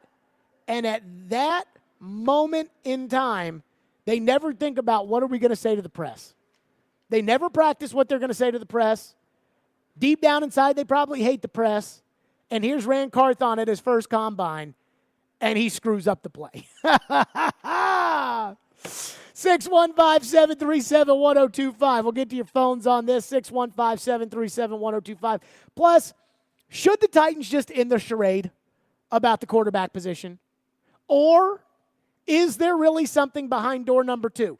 We'll get to that next. Plus, I have heard something on the free agent front regarding the Titans. We'll get into that. Stillman and Company right here live from Bridgestone Arena on 102.5, 106.3 The Game. Preds fans, hang out tonight before the Preds game at the Superbook Lounge and Landshark Bar and Grill, Margaritaville on Broadway with 102.5, 106.3 The Game. Place your bets with Superbook and enjoy great food and drink specials. Plus, enter to win a chance to win a pair of tickets to an upcoming Preds home game. Every Wednesday at 8:30. Come on. Join Robbie and Rexroad for The Choice is Yours. 2 sports questions, 2 non-sports questions. They'll answer a couple of questions about life and sports. The Choice is Yours is built by Jarrett Companies. You have a choice. So when you have a need for site and utility work, fire protection, concrete and asphalt services, the choice is simple. It's Jarrett Companies. For more, visit JarrettCompaniesInc.com. The Choice is Yours. Wednesdays at 8:30 on 102.5 and 106.3 The Game and the Game Nashville app. Middle Tennessee, you can count on an award-winning service team for all your home maintenance and improvement needs. Lee Company, we're A+ rated with the Better Business Bureau and trusted by thousands of homeowners in our community. Our team is ready to assist with all your home maintenance projects, heating and air conditioning, plumbing, electrical, appliance service, and more. Experience the convenience of calling one phone number for all your home maintenance needs. Call Lee Company today at 615-567-1000 or visit leecompany.com. Hi guys, it's Mark with Hillside Medical Clinic. Are you struggling with erectile dysfunction and sick of the pills? Well, we have a major medical advancement that has helped thousands of men. Our wave technology is backed by 60 clinical studies, including from Cambridge University. It's been shown to increase blood flow by repairing blood vessels. No pills and no side effects. If you're ready to put a stop to your ED, call us now, and not only will the assessment and blood flow ultrasound be free, but will also include something you unique that produces powerful results in the bedroom. You're going to love that one, guys. Trust me. This unprecedented offer is worth $600, but it's free to those who call in the next 2 minutes. Call 615-576-5000. That's 615-576-5000. Guys, put a stop to your erectile dysfunction and get your life back. Call Hillside Medical Clinic now to qualify. 615-576-5000. Finding great people to hire is like trying to find a needle in a haystack. It's pretty difficult, right? Well, ZipRecruiter has mastered finding a needle in a haystack, so they take it to the next level. They make hiring so simple that it's like finding a needle in a needle stack. And that's why you should try ZipRecruiter for free at ZipRecruiter.com/radio. Here's what it's like to use ZipRecruiter. They have so many qualified candidates that it's easier to find the right ones for your roles. In fact, 4 out of 5 employers who post on ZipRecruiter get a quality candidate within the first day. That's a lot of needles. So how do they do it? ZipRecruiter's powerful technology sends you candidates who are a great match for your job, and you can even invite your top choices to apply. So if you want less hay and more needles, head to ZipRecruiter. And right now, you can try ZipRecruiter for free. That's right, free at ZipRecruiter.com/radio. That's ZipRecruiter.com/RADIO. ZipRecruiter.com/radio. ZipRecruiter, the smartest way to hire. The saga continues worldwide. Wu-Tang Clan and Nas present New York State of Mind Tour 2023. Bridgestone Arena, September 20th. American Express card members, you can get early access to tickets. The pre-sale is available now through Thursday, March 2nd at 10 p.m. Before the general public on Friday, March 3rd at 9 a.m. For Amex early access, visit Ticketmaster.com. Supply is limited. American Express terms, conditions, and restrictions apply. Want to see our smiling faces? You can watch us on Twitch, Twitter, YouTube, and Facebook Live. We are good to go. Presented by Superbook Sports, voted #1 sportsbook in Vegas. You're listening to Stillman and Company, presented by TriStar Moving on 102.5 and 106.3 The Game and the Game Nashville app. Stillman and Company, Mike Vrabel currently talking to the local media in Indianapolis. Paul Kaharski sent out a tweet saying Mike Vrabel asked about having as many as 3 new offensive line starters, said could be 5, I don't know. Now, Joe Rexroad, when Vrabel is done, is going to send us the audio. We'll have the highlights for you of what Vrabel says to the local media. But right there, Vrabel asked about 3 new starters. Vrabel says could be 5. I don't know, according to Paul. And I reported earlier today that sources have indicated to me that Mike McGlinchey, who is the starting right tackle for the San Francisco 49ers, he was taken, I believe, 9th overall in 2018. Mike McGlinchey is a free agent. Now, the 49ers are paying through the nose for pretty much their entire team. They're paying Deebo Samuel a fortune. They're paying Christian McCaffrey. They're paying Trent Williams. They're paying George Kittle. They're paying pretty much everybody. And so McGlinchey, who is a quality right tackle, is set to hit the market. Now, I have been told that Mike McGlinchey is interested in joining the Titans.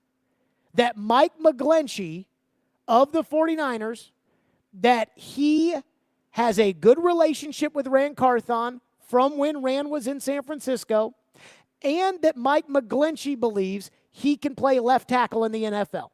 So he was the left tackle at Notre Dame. He was drafted 9th overall, went to San Francisco. San Francisco already had Joe Staley at left tackle. Joe Staley retired, and they turned around and traded for Trent Williams. So you're talking about Pro Bowl, all-pro caliber tackles, and that's why he played right tackle. Now, here's where the Titans are, which is they don't have a left tackle. Aaron Brewer at left guard, I mean, look, he's a backup. And the fact that they ran him out there as a starter last year was embarrassing. I mean, you cannot survive, in my opinion, in the National Football League with a 270-pound guard when you line up a 340-pound guy on top of him. Ben Jones at center, who knows if Ben Jones is coming back or if Ben Jones is healthy enough to come back. Nate Davis at right guard is a free agent, and Vrabel, supposedly, from what I heard, Vrabel hates him. And then right tackles where Nicholas Petit-Ferrer played. Now, Nicholas Petit-Ferrer, the right tackle, actually played left tackle at Ohio State.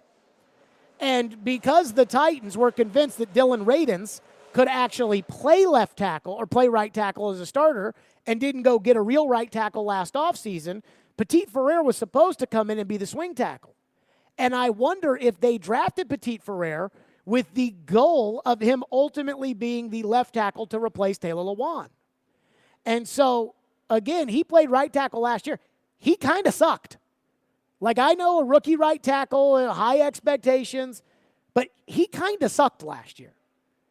And so Mike Vrabel's telling you that, hey, could be 5 starters on the offensive line. Could be 5 new guys out there. And I am telling you that I am hearing that Mike McGlinchey, a Super Bowl team quality right tackle, is interested in coming here. Now, he will have a robust market because when we talk about a tackle hitting free agency, you and I both know those guys go off the shelves because everybody needs tackles. And some people will say, well, there's all these guys with the Titans could take with the 11th overall pick. But here's what the Titans could do.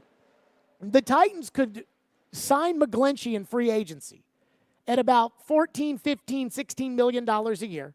They could sign McGlinchey in free agency. They could then be on the board at 11. Let's say Peter Skoronski, the tackle out of Northwestern with short arms. Let's say he's the guy that they really like. They say, we want to go with Peter Skoronski. Let's say that. They draft him anyways. Now they can kick Petit Ferrer into guard. They can make Petit Ferrer the swing tackle that he probably should have been last year. Start Skoronski at left tackle, McGlinchey at right tackle. Let's say that Rand Carthon knows, and again, he was part of the group that drafted McGlinchey in San Francisco. He knows that he can play left tackle, played it at Notre Dame. I think McGlinchey is convinced he can play left tackle. Carthon says, let's take McGlinchey. Let's say, amongst us, that he's our left tackle when we enter the draft.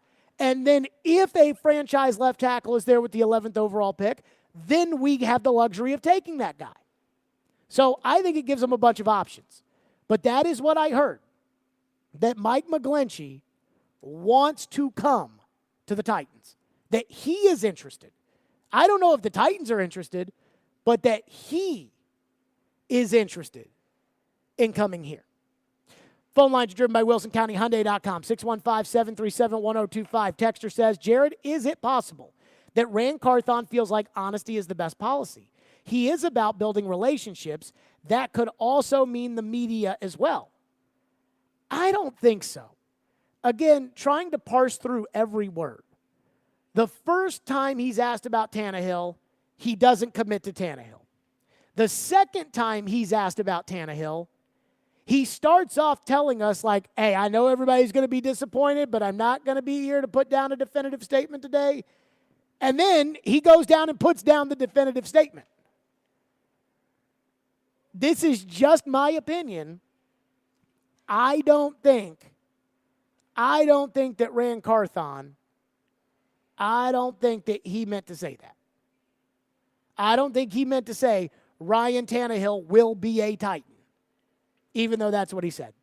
JC in Goodlettsville says, why do the 49ers need to get rid of him? You say the cap is not real. The 49ers need to get rid of him because these teams have budgets. These teams have budgets. Owners say, hey, here's $230 million. That's how much money we have. Finagle it however you want. Just like how there is technically no cap in baseball. And yet the Yankees are like, no, we can't sign that player because that'll take us into the luxury tax, and we can't do that. It's hilarious to me. I was talking to a former general manager about this at the Super Bowl, and I said, it's so funny. And I said, I was at an event at the Super Bowl, and I said to a former general manager, I go, the cap's fake. And the general manager said, oh, yeah. I said, what's funny is in baseball, we'll use the Yankees as an example. There's a player out there that the Yankees should be in on. You know, we need a shortstop, and this shortstop's out there, and the Mets are interested, or the Red Sox are interested, and the Yankees aren't interested because they don't want to go up into the luxury tax. And everybody says, Steinbrenner, you get off your ass, and you spend that money, and you do it the Yankee way. In football, Jerry Jones, who spends 30th in the league out of 32 teams, Jerry Jones trades away Amari Cooper because of the cap, in which Cleveland worked his cap number down to $4.8 million. Gave him the same amount of money, but the cap. So Jerry ends up trading away Amari Cooper. They don't replace him. And nobody says, Jerry, you cheap son of a gun, what are you doing? Nobody ever brings up the fact that Jerry Jones is 30th in the league in cash spent. They have brainwashed you. I sound like a conspiracy theorist here. But they have brainwashed you all to thinking the cap is real. And it's amazing. How many situations do we have to go through the years where it's, oh, this team's got no cap space, they can't add any players, and then they go sign somebody for $200 million. I mean, come on now. The Saints were interested in Deshaun Watson last year. The Falcons punted on Matt Ryan because they thought they were going to get Deshaun. Then when they didn't, they moved off of Matt Ryan and said, well, we had to because of the cap. Baloney. Kevin texts into the text line and says, Rand Carthon saying he will be a Titan and he's our QB are two different things. Are they? Ryan Tannehill is going to be a $27 million backup quarterback? No. If Derrick Henry's on the Titans, he starts. If Ryan Tannehill's on the Titans, he starts. If Jeffrey Simmons is on the Titans, he starts. If the Titans sign David Long Jr. back, he starts. He will be a Titan and he's our quarterback. I mean, that's really parsing it. That's really parsing the words. Ryan says, could they sign McGlinchey and draft Skoronski and let him play left guard with Nicholas Petit-Frere at right tackle? They could do whatever they want. I'm going to say this with Petit-Frere. He kind of sucked last year. Now, maybe he's good, and rookies aren't ever allowed to get better on the offensive line their first year because they don't practice anymore. But he kind of sucked last year. And McGlinchey is a top 10 pick and a bona fide starter in the league. 615-737-1025. We will get back into your phones. But Mike Vrabel, what he had to say, we will have that for you next. Mike Vrabel met with the local media in Indianapolis, Stillman & Company, 102.5, 106.3 The Game. It's Combine Week in the NFL. Someone said football, so I come running. What new talent can Titans GM Rand Carthon and head coach Mike Vrabel find to help the two-tone blue? Moving forward, we just got to continue to build the O-line, so we'll continue to look for those players. I think the Titans are in a really interesting position. No matter what moves we make, can we hang with Kansas City, Buffalo, Cincinnati? Keep it locked to Nashville's best Titans talk, 102.5 and 106.3 The Game and the Game Nashville app. Houston Clinic Orthopedics has been serving Wilson County for over 12 years to ensure safety of both their patients and staff. They are strictly adhering to CDC and OSHA guidelines. They're located where you live and work, just off South Hartman Drive in Lebanon, focusing on general orthopedics, sports medicine trauma, and arthroscopic of the hip, shoulder, foot, and ankle. When experience matters, trust the #1 orthopedic clinic in Wilson County. For more info or to book an appointment, visit tn.houston.com. Gary Ashton here. People walk up to me all the time and say, don't sell without the intel. This message couldn't be more true. Right now, it's a fantastic time to buy or sell your home in Nashville, but you can't do it without the intel. No one has more intel than the Gary Ashton team. So what is this intel we keep hearing about? Intel so you can sell your home without stagings or showings? Intel on where to find your next home so that you can sell your current home while the market is hot? An intel that helps you win the buyer battle and cash in on your home equity. For more intel, visit GaryAshton.com, where we can give you the insight and the most up-to-date real estate intel in Nashville. Plus, the Gary Ashton team is the official real estate team of the Nashville Predators.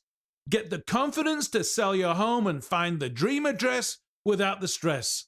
Visit us today at GaryAshton.com. That's GaryAshton.com. And remember, don't sell without the intel. Hey, it's Jared. If you're listening to us on I-24 towards Murfreesboro or I-65 towards Spring Hill, make sure you check out 106.3 for another great way to hear Nashville's best sports talk. This week's Nashville's best deal is 312 Pizza Company, serving the best pizza in town, as well as Chicago-style eats like Chicago dogs, Italian beef sandwiches, and more. It's also a great spot to grab a beer and watch your favorite team on the big screen. 312 Pizza Company, 371 Monroe Street in Germantown. Head to theGameNashville.com/deals and get half off a $30 gift card. It's 312 Pizza Company, while supplies last. Interest rates are rising, but not at Spring Hill Heating and Cooling. Replace your old unit fast before new regulations increase prices up to 20%. Get a new unit today at today's price and receive up to $1,500 off. Or get 18 months of no payments, so the first payment is not until summer of 2024. At Spring Hill Heating and Cooling, all new systems come with a 10-year parts and labor warranty. Schedule your appointment now at springhillac.com. That's springhillac.com. The Game text line is driven by Wilson County Hyundai. Online at wilsoncountyhyundai.com. Be a part of the conversation. Call or text the Game at 615-737-1025.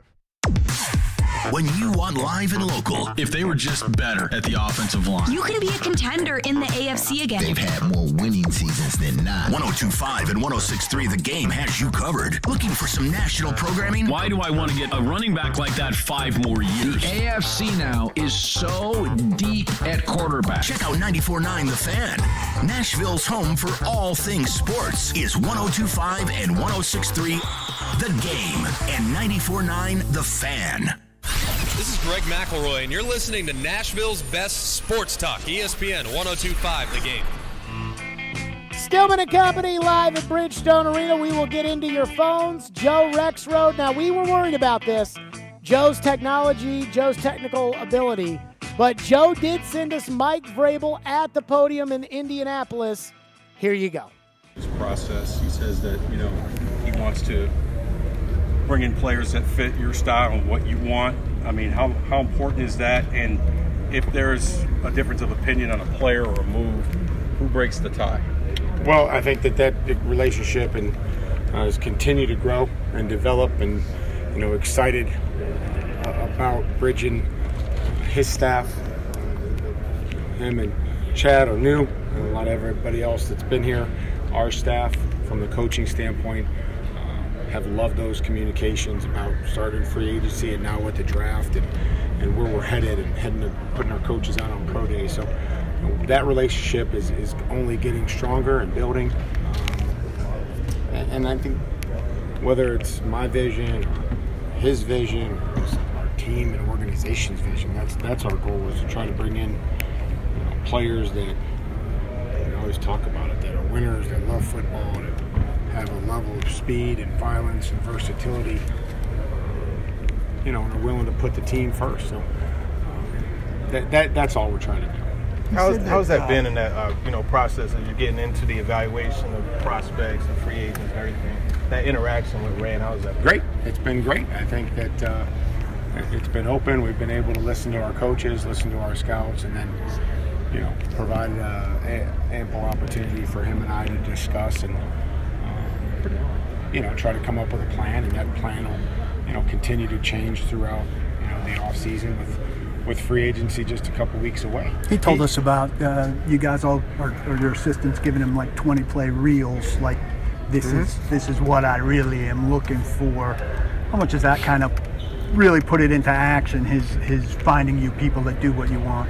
Well, I think that's great opportunity, one for our coaches and then our staff to go back and make sure and think and look how we want to identify players, whether that be at the tight end position and saying, man, he's not a mauler, let's just look for somebody else, or saying this is what's out there, these are really good players, we got to find ways to have them help us in our offense. So that's been a really good project for our coaches, just to say, hey, how do we want these players to look on the edge? How do we want them to look inside? How do we want these safeties to look? How do we want these offensive linemen to look? We talked about being able to protect the quarterback. So it's been, I think, a great exercise, not only for looking for play style and skill set, but also just making sure that we're good from a fundamental standpoint and a philosophy standpoint as we evaluate players. So I was excited to be able to ask our coaches to do that and have them take that feedback and be able to study it and put it on the system. He said he's relied on you and the assistant coaches a lot to assess the current roster as far as who can do what, and who maybe was asked to do something they weren't quite good at. How has that process gone in terms of him coming to you and asking for your opinions on those? Well, I mean, that's what I would hopefully expect throughout our organization, is that two sides that have to come to an agreement on adding players or making decisions on players. That's part of our daily conversation. These aren't meetings that have to be scheduled. These are conversations that happen. We share a wall and our offices. I can either walk around one side or I can walk outside and get to it the other way. So they're easy conversations,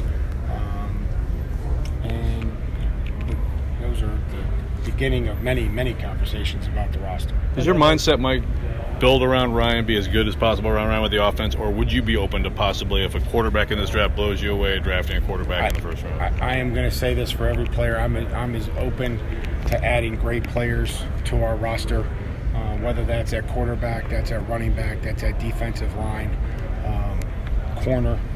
I do believe that we have, we've got some needs and some holes. I've told you that. I've asked them to look for players that have an element of speed, violence, and versatility, and that's what I want to look for. And look for offensive linemen that can protect the quarterback. Whether that's Ryan, whether that's Malik, that's Josh Dobbs, whoever that may end up being. Those are things that we have to do a better job at. If that speed comes packaged differently at wide receiver, you guys have generally gone big. Yeah. And if big and fast is super valuable.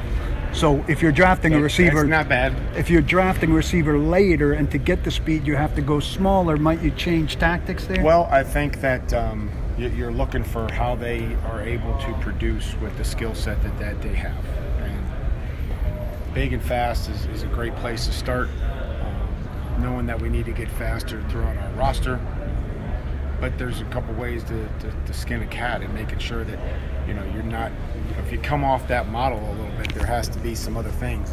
If a guy doesn't have 34-inch arms and you're like, well, we'd really like to have that, are there other skill sets that they exhibit and can they function and do their job outside of that? So we know kind of where we need to be with that position in the wide receiver room.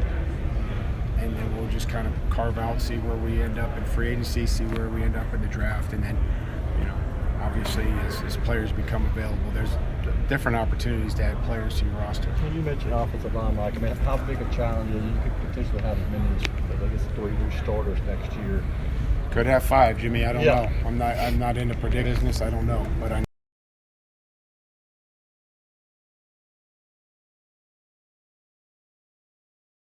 know they value staying between their man and the quarterback, and that they finish longer than the guy with the ball. There's a level of durability. They can stay on their feet, and they can learn, and they can understand what we have to do, and there's some instincts there. How tough is that to possibly have to fill that many positions in that position in one off season? That's our job. It's figuring out where we're at with the roster, taking a look at the salary cap, what we think is what we want to do with the cap, and going and finding players and having collaboration between the coaches and the personnel, me, Rand, Chad, Ryan, anybody that can help. And that's been the one thing that I've been most proud of, is that everybody, at least from coaching staff, I sit in there and listen, and they talk, and they ask them questions about the player, and the coaches talk, and whether I agree with them or disagree with them, they're being heard, and then ultimately Rand and I have to make a great decision. There you go. That was Mike Vrabel at the Combine in Indianapolis, and there were 2 specific things he said that stuck out to me, and I think they are both. I think Vrabel went out of his way to really not say anything, and with Vrabel, you always have to read between the lines. I call it reading the Vrabelese. And so when Jim Wyatt asked about replacing 3 offensive line starters, Vrabel said, Well, it could be 5, Jimmy. I don't know. I think that was a message about how Vrabel feels about the holdovers who are still on the roster. Nicholas Petit-Ferrer. Is Aaron Brewer a free agent? I want to say he's an RFA. That's a good question. I have to double check. I'm not sure. But it tells you what he thought about those guys, which is that they weren't good enough either. Now, it's easy to say, well, obviously Dennis Daly's not going to be back, so they got to fill left tackle. They got to fill center because Ben Jones, he's, at the point in his career where he's like Billy Bob from Varsity Blues with all the concussions. And then Nate Davis is a free agent. Vrabel doesn't like Nate Davis from what we've been told. And so he says might be 5. I think that was a message. Now, there was another thing in there in which Vrabel is trying to sell us on an idea that is not humanly possible. We'll get to that next, and then we're right back to your phone. 615-737-1025. 615-737-1025. Stillman and Company, live from Bridgestone Arena, 102.5, 106.3 The Game. Your home for NCSU basketball is 94.9 The Fan. 3 ball, yes sir! All the big shots and moments live here. NCSU basketball is on a station built for you. 94.9 The Fan. The Electronic Express tax refund sale is going on now. Get up to 38% off in every department, including 4K TVs, furniture, computers and tablets, housewares, mattresses, smart home, and more. We have all of your appliance needs in stock and ready to deliver. Plus, buy now, pay later with up to 3 years free financing. Shop in-store or online at electronicexpress.com and get express delivery on most items. Electronic Express. We make it happen. Genesis is actually a new beginning. Genesis Diamonds owner Boaz Ramon talking about why it's called Genesis. I love the symbolism of the name. It's a new beginning. Boaz wanted the name of his company to mean something, to reflect his core values and the importance of starting relationships for people in love, as well as the relationship he wants with each and every customer. It's a new beginning in their life for the relationship between us, the jeweler, the Genesis Diamond, and the customer, and it should last forever. Everything we do is for the customer. Walk into Genesis and you can feel it. Genuine people who are solely focused on celebrating the best moments of your life. It's not only my passion, it's my culture. Genesis is the book where God created the world, the day and night, the man and the woman. Every diamond engagement ring that we specially created for the customer is a new beginning for amazing, lasting relationship. Come start your amazing, lasting relationship today at Genesis Diamonds, Green Hills and Cool Springs. Did you know women only make up 14% of all engineers in the U.S.? Play Like a Girl is creating a more equal playing field by ensuring that every girl reaches her full potential. Help introduce a girl to engineering by becoming a mentor, donor, or volunteer. Learn more at iplaylikeagirl.org/mentor. The saga continues worldwide. Wu-Tang Clan and Nas present New York State of Mind Tour 2023. Bridgestone Arena, September 20th. American Express card members, you can get early access to tickets. The pre-sale is available now through Thursday, March 2nd at 10 p.m. Before the general public on Friday, March 3rd at 9 a.m. For Amex early access, visit Ticketmaster.com. Supply is limited. American Express terms, conditions, and restrictions apply.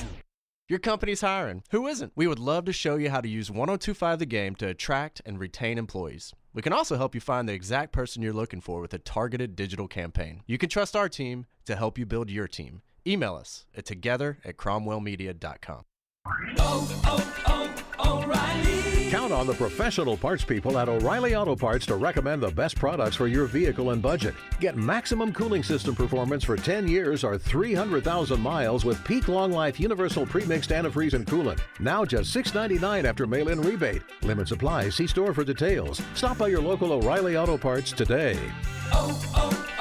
O'Reilly Auto Parts.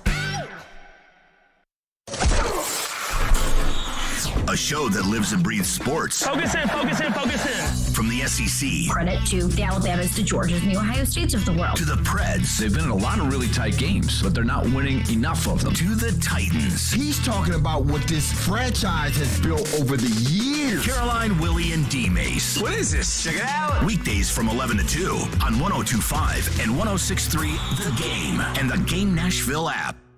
Strong opinions and a strong personality on your drive home. This is Stillman and Company, presented by TriStar Moving on 102.5 and 106.3 The Game and the Game Nashville app. You didn't have much of a sense of Tannehill when we met you initially. You've had a lot of time now to kind of evaluate him. What's your feeling for him at this point? I mean, Ryan's done a great job. Ryan's won a lot of football games, as you guys know.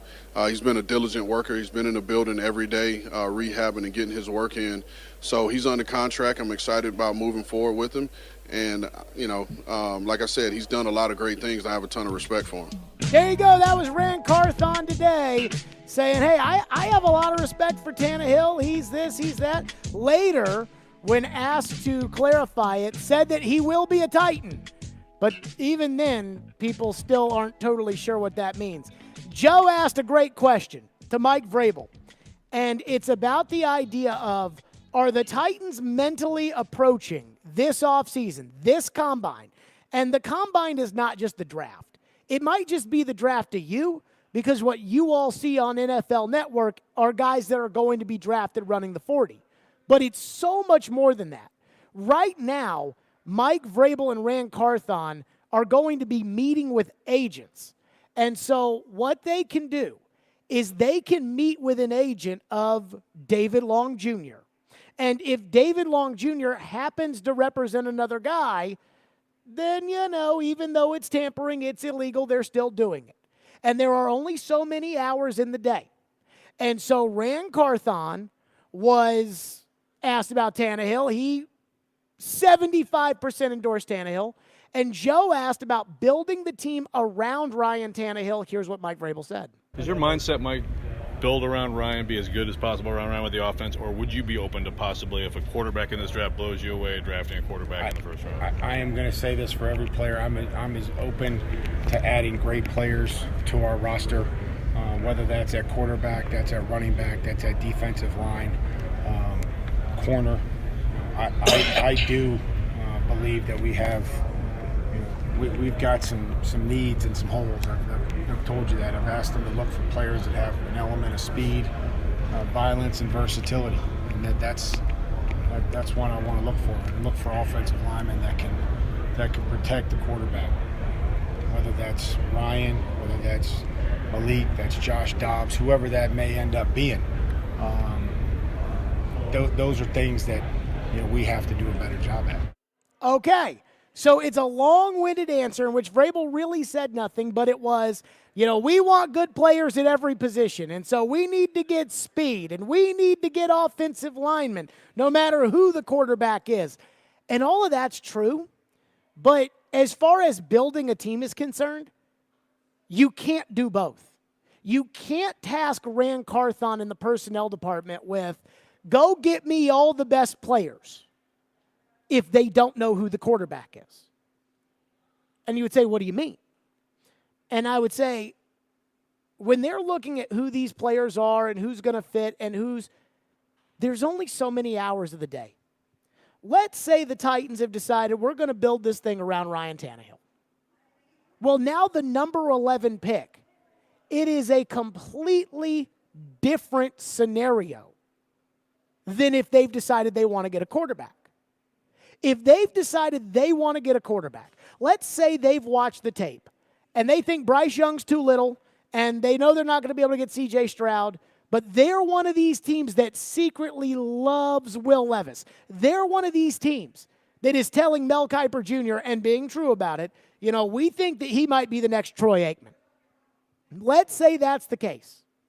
Well, they've got firepower to move from 11 to 5.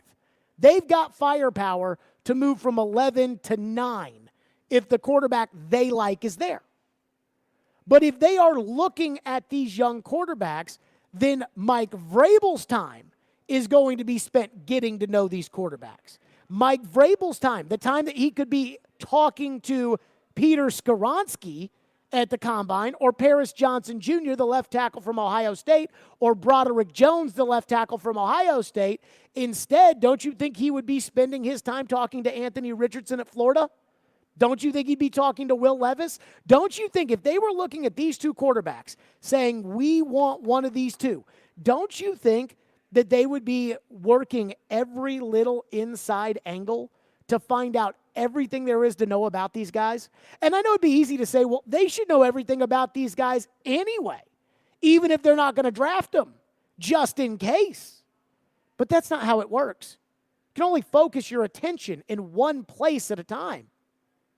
And so I know that it's easy for Vrabel to say, we want good players at every position, and we're going to look at to improve our roster everywhere. And that includes quarterback, running back, wide receiver, offensive line, defensive line, pass rushers, corner, whatever. He can say that, but that's not really how it works. If you're working a trade for Aaron Rodgers and you're going to deal the 11th overall pick to get him, which I would not do, but if that is something that you're thinking about doing or a path you're thinking about going down, well, now you don't need to worry about Broderick Jones or Peter Skoronski or Paris Johnson because you're going to trade the 11th pick to Green Bay anyway, so it's not like you're going to use it. So I get Vrabel taking the politician's way out there, but there's no way that he can actually be thinking that way. There's no way the organization can actually be operating that way. The organization has to go to Indianapolis thinking, this is what we want at quarterback. I would love to know what Andy Reid thought in 2017. Andy Reid actually came on this show at the Combine in 2017 because he was friends with Floyd. He came on the show. I would love to know what Andy Reid was thinking about the quarterback position at that point. But I bet you they had left Kansas City and gone to Indianapolis and said, we need to be looking at the quarterbacks. Big picture with Alex Smith, he's not our guy. That's what the Titans have to do with Tannehill. They have to say, okay, is he our guy? Are we going to get into the Jimmy Garoppolos? Are we going to get into the Aaron Rodgers? Are we going to look at Anthony Richardson? Are we going to get into the mix as far as Will Levis? Again, I don't think they have the ammo to get up there for Bryce Young or C.J. Stroud, but they need to know that now. So Vrabel can tell you that, oh, we're looking at every player, but let's be real. AG is up next and has been waiting patiently. 615-737-1025. What's up, AG? What's going on? Yeah, I think the Tannehill situation, like I said at the end of the year, I said I was done with Tannehill, but, I mean, what else is available right now? And we know that, you know, if you got a good roster around Tannehill, he can manage the ball game for you. And one more thing, Jerry, man, when is we going to take a different approach to what the general manager and the coach is saying? Like, sometimes it be hard to listen to, man. Like I said, of course, we know that they ain't just going to give up how they really feel about stuff. So, I mean, I don't know. It just seems like all across the media, everybody do that, and it get a little boring, though. That's all I got. So that's their whole point. That's what they want. Thank you for the call. I mean, that's as far as it being boring. They want that. Now, I'll say this about Tannehill. You bring up the question about who can they go get that's better than Tannehill. What do you think of Rodgers? That's really the question that I have. What do you think of Aaron Rodgers? Because Brian Gutekunst met with his local media earlier today, the general manager in Green Bay, and he was asked, like, rapid fire 4 questions about Aaron. You guys listen to this. You tell me if you think Aaron Rodgers is returning to Green Bay. Ian, you got that? The Gutekunst cut about Aaron Rodgers?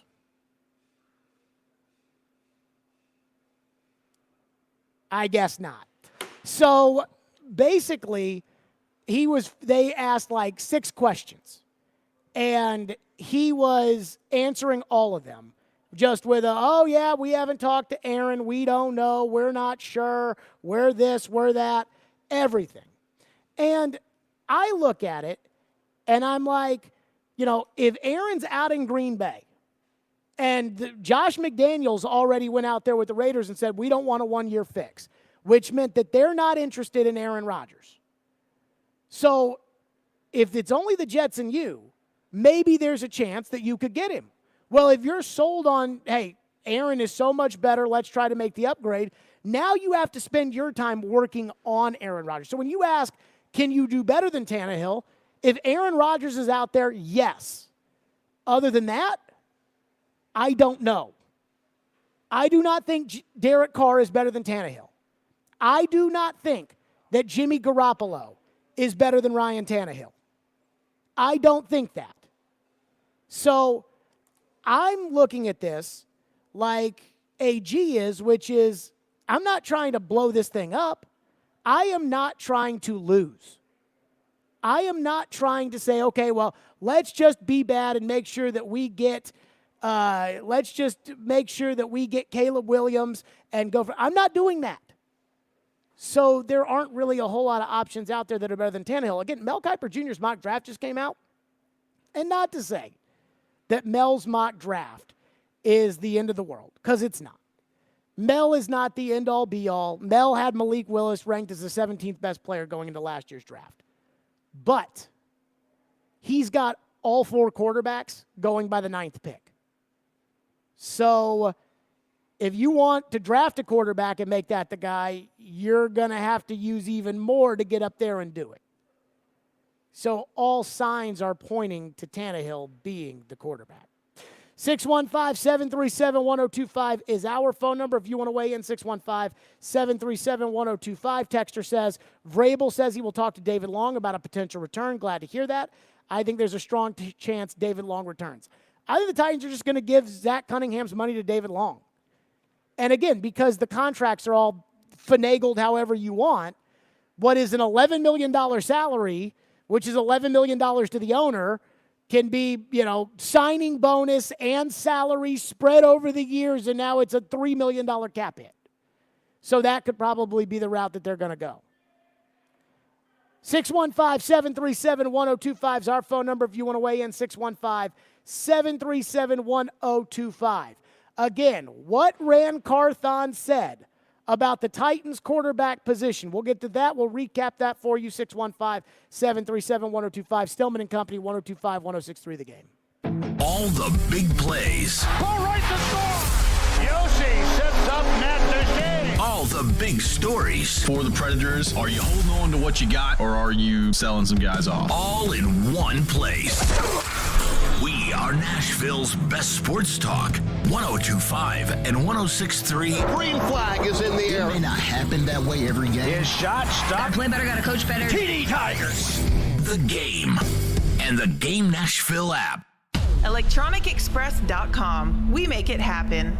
What's up, everybody? Michelle Knesvik here for Superbook Sports. And listen, make 2023 the year you beat Vegas. Superbook Sports gives you the chance every week to go head-to-head with the best odds makers in Las Vegas. No fancy computer algorithms, no guys across the pond setting lines for American sports, just the best team of odds makers in the business behind the counter at Superbook in Las Vegas. Plus, check out some of the best odds boosts and promo bets anywhere. Download the Superbook Sportsbook app or visit superbook.com to start your battle against Vegas right now. Visit superbook.com for terms and conditions. Gambling problem? Call 1-800-889-9789. Finding great people to hire is like trying to find a needle in a haystack. It's pretty difficult, right? Well, ZipRecruiter has mastered finding a needle in a haystack, so they take it to the next level. They make hiring so simple that it's like finding a needle in a needle stack. And that's why you should try ZipRecruiter for free at ZipRecruiter.com/radio. Here's what it's like to use ZipRecruiter. They have so many qualified candidates that it's easier to find the right ones for your roles. In fact, 4 out of 5 employers who post on ZipRecruiter get a quality candidate within the first day. That's a lot of needles. So how do they do it? ZipRecruiter's powerful technology sends you candidates who are a great match for your job, and you can even invite your top choices to apply. So if you want less hay and more needles, head to ZipRecruiter. And right now, you can try ZipRecruiter for free. That's right, free at ZipRecruiter.com/radio. That's ZipRecruiter.com/RADIO. ZipRecruiter.com/radio. ZipRecruiter, the smartest way to hire. Businesses don't run on automation or algorithms alone. What powers businesses are your people and the people they serve. At Cintas, your dedicated service reps understand what you need to help you keep your employees feeling safe, comfortable, and performing their best. So your business can too.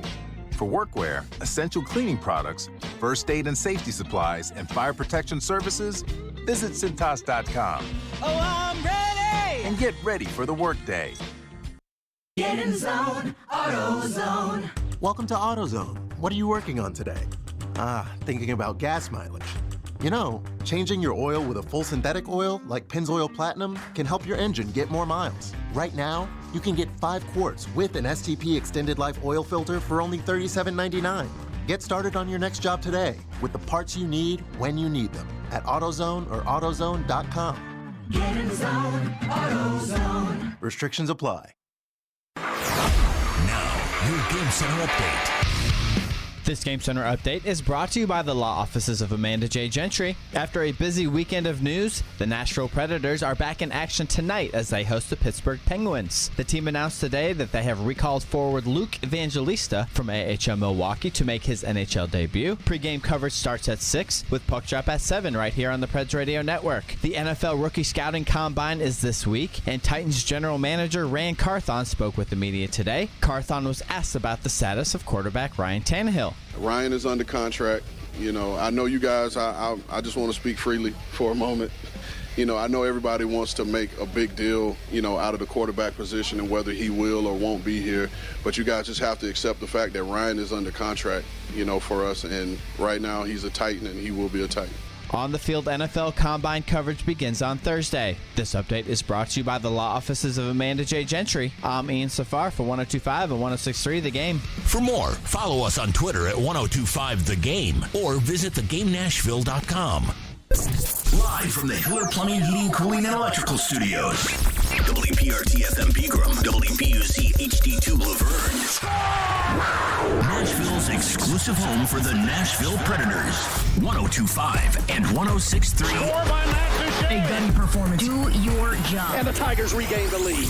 The Game. A Cromwell media station. Where you have a voice. He had a competent coaching staff. You just play terrible and you keep playing. And we have strong opinions. What a whiny freaking crybaby response. This is Stillman and Company with Jared Stillman.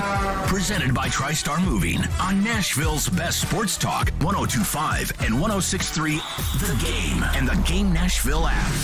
Stillman and Company is delivered by TriStar Moving, 102.5, 106.3 The Game. Streaming live on Twitter, Twitch, YouTube, and Facebook Live. Thanks to Superbook Sports, live from the Hiller Plumbing, Heating, Cooling, and Electrical Studios. Mel Kiper Jr.'s latest mock draft is out ahead of the NFL Scouting Combine. Now, here's something that's great about the predicament the Titans are in by picking 11th. In the past, when the Titans would go to the playoffs, there would always be the combine would mean so much because there would be guys that would do so well at the combine that all of a sudden, guys we had been talking about, there was no chance the Titans were going to get with the 28th pick or the 21st pick or something like that. I mean, I remember last year, I was in San Diego, and I remember watching Chris Olave sprint on the 40-yard dash, and I thought, there he goes. No chance of getting him after that 40 time. The Titans picking 11th, it's a different scenario. So Mel Kiper's latest mock draft is out. He has 4 quarterbacks going off the board at pick number 9, and he has the Titans at pick number 11 drafting Paris Johnson Jr., the left tackle out of Ohio State. Now, he has Peter Skoronski, who is considered the other good left tackle in this draft, going at number 10 to Philadelphia. Mel Kiper writes, quote, "This is the same projection as January's mock draft when I wrote that left tackle Taylor Lewan could be a cap casualty. Well, Lewan was released recently along with a handful of other veterans, leaving a gaping hole on the left side of the line.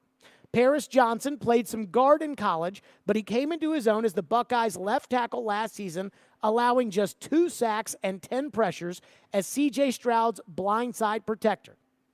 If he lands in Tennessee," Mel writes, "he could play on the same line as Nicholas Petit-Ferrer, whom he replaced at left tackle for Ohio State. Petit-Ferrer, a third-round pick last season, played right tackle for the Titans as a rookie." That's what Mel Kiper wrote. Now, I can't tell you about Paris Johnson Jr. or Broderick Jones from Georgia or Paris Johnson Sr. or anything like that. But here's what I've realized about the situations the Titans are in. And they're in this thanks in large part to two things. One, the horrible decisions that were made by John Robinson, drafting Isaiah Wilson, drafting Caleb Farley, and trading A.J. Brown, and the horrible decision that was made by Amy Adams Strunk to fire John Robinson in the middle of the season, the week of the Jacksonville game, and have it tank their season and not make the playoffs, and so they get to pick 11th. And that is the way this draft is stacking up. The Titans are in a good spot. Now, I have no idea who's good in this draft and who's going to be a bust. I don't know. I watch college football, but I'm not a guru, and I don't watch the tape, and I don't know, this guy's got good hips, that guy spends too much time partying, this guy, I don't know any of that stuff. But if there's 4 quarterbacks that go off the board by pick number 11, which Mel has in his mock draft, Bryce Young off the top, C.J. Stroud, Will Levis at 5, Anthony Richardson at 9. If 4 quarterbacks go off the board, the 2 elite defensive players, Jalen Carter out of Georgia and Will Anderson Jr. out of Alabama, if those 2 go off the board, then you are destined to get either one of the best corners in this draft, best offensive tackles in this draft, or best wide receivers in this draft. There's only 10 guys who go before you pick. Anybody can jump you. Anybody can move ahead. Anybody can take what player it is that you like. But somebody asked me today, what do you think the Titans are going to do in the first round? Would you go offensive line, or would you go quarterback, or would you go wide receiver? And I said, let the board dictate what they're going to do. Let the board decide what you're going to do. Do the Titans have a need on the offensive line? Yes, they do. Do the Titans have a need at wide receiver? Yes, they do. Do the Titans have a need at corner? Yes, they do. So if all the quarterbacks go, and we know the 2 defensive players, and let me tell you, if I could get either defensive player, Carter or Anderson, and I'm not a huge Will Anderson fan, but again, if everybody thinks he's the second pick in this draft and he's sitting there at 11, sounds like it would be a steal. But let's say they're gone. Now there's only 4 players left between your pick and the quarterbacks and the 2 defensive players. Well, there's 3 tackles, there's 3 corners, and depending on who you talk to, there's 2 receivers. So I know that no matter what, I am going to get one of those guys. Now, it is up for Rand Carthon and Mike Vrabel to be able to decide who's a player and who's a bust. Who's a guy who's good because they play at Ohio State, and the guy next to him's an All-American, and the guy they're blocking for is an All-American, and the Big Ten that they played throughout the course of the year wasn't very good, and when you flip on the tape and they played Georgia in the Peach Bowl, he didn't hold up that well against NFL talent. Who's that guy? Well, take him out. I don't know. But that's the way I look at it, is right now, the Titans need a receiver. The Titans need an offensive lineman. The Titans need a corner. Hell, the Titans need a long-term answer at quarterback. And you are almost guaranteed with the 11th pick to be able to get one of those guys. Again, you may not get the best tackle in this draft, but they all the gurus say there's 3 starting caliber left tackles. One of them is probably going to be there at 11. Peter Skoronski, Broderick Jones, or Paris Johnson. You may not get the best corner in this draft. There's 3, though. There's the kid from Penn State, Asante Samuel Jr. Boy, his dad was a badass, too. Asante Samuel Jr., the kid from Illinois, the kid from Oregon. And that's not even before we get to the pass rushers. We don't know if Bud Dupree's going to be back. We know Harold Landry slots in there. Autry and Simmons we like. But if there's a game-changing pass rusher that the Titans can take with the 11th overall pick, do it. Add to that firepower on defense. So this is a long-winded way of saying that in the past, there would be guys that you would like, or you would say, oh, if the Titans can just be there at 24 and they can take this guy and I'm telling you that at 11, given the circumstances, they don't need a running back, but they need pretty much everything else. Given the circumstances at 11, the Titans should be able to pick a day one starter at a position of need unless they choose to take a quarterback and sit the quarterback behind Tannehill. And that's a good spot to be in. Again, I don't know with every single one of these guys, there's Peter Skoronski has short arms. Well, Paris Johnson only played 1 year at left tackle at Ohio State. Well, Broderick Jones went to Georgia, same as Isaiah Wilson. Well, there's always that with all of these guys. And it's always easy when these guys get hyped up by the draft gurus and they rank them on the boards and they say, this guy, I have him ranked with the 4th pick and he went with the 13th pick, and so he must be a great pick. And then in reality, the guy fell to 13 because it kind of sucks. Those things happen, and that I'm fine with. But I'm just telling you, from the position of need chart, as somebody who has not studied these guys, as somebody who's not going to pretend to be a draft guru, I know there's 3 tackles, there's 3 corners, there's 2 or 3 receivers, Johnston from TCU, Jordan Addison from USC, and there's the ability to trade back and get more picks. And so I love the position they're in. And when I looked at Mel's mock draft, I said, if they go left tackle and they draft a franchise left tackle who's there for 8 to 10 years, that's a good pick. If they draft a number 1 legitimate lockdown corner with that pick, let's say they take the next J.C. Horn or Patrick Surtain with that pick, what Caleb Farley was supposed to be. Now, when you play Kansas City, when you play Buffalo, when you play Cincinnati, you've got somebody to put on Jamar Chase. You've got somebody to put on Stephon Diggs. That's big. So I like the position they're in. According to Mel's mock draft, again, he's got 4 quarterbacks that fly off the board right away. Then he's got the 2 defensive players going at 3 and 4. Christian Gonzalez is the corner out of Oregon. He has him going at 6. Witherspoon is the corner at Illinois. He's got him at 7.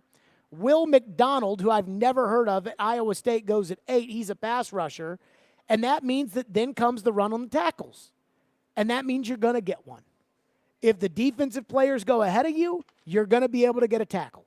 If the tackles go ahead of you, you're going to be able to get one of the highest defensive players on the board. It's a good spot to be in the way this draft looks like it's shaping up. 615-737-1025 is our phone number, 615-737-1025. Speaking of quarterbacks, there is one quarterback scenario that I am starting to believe in.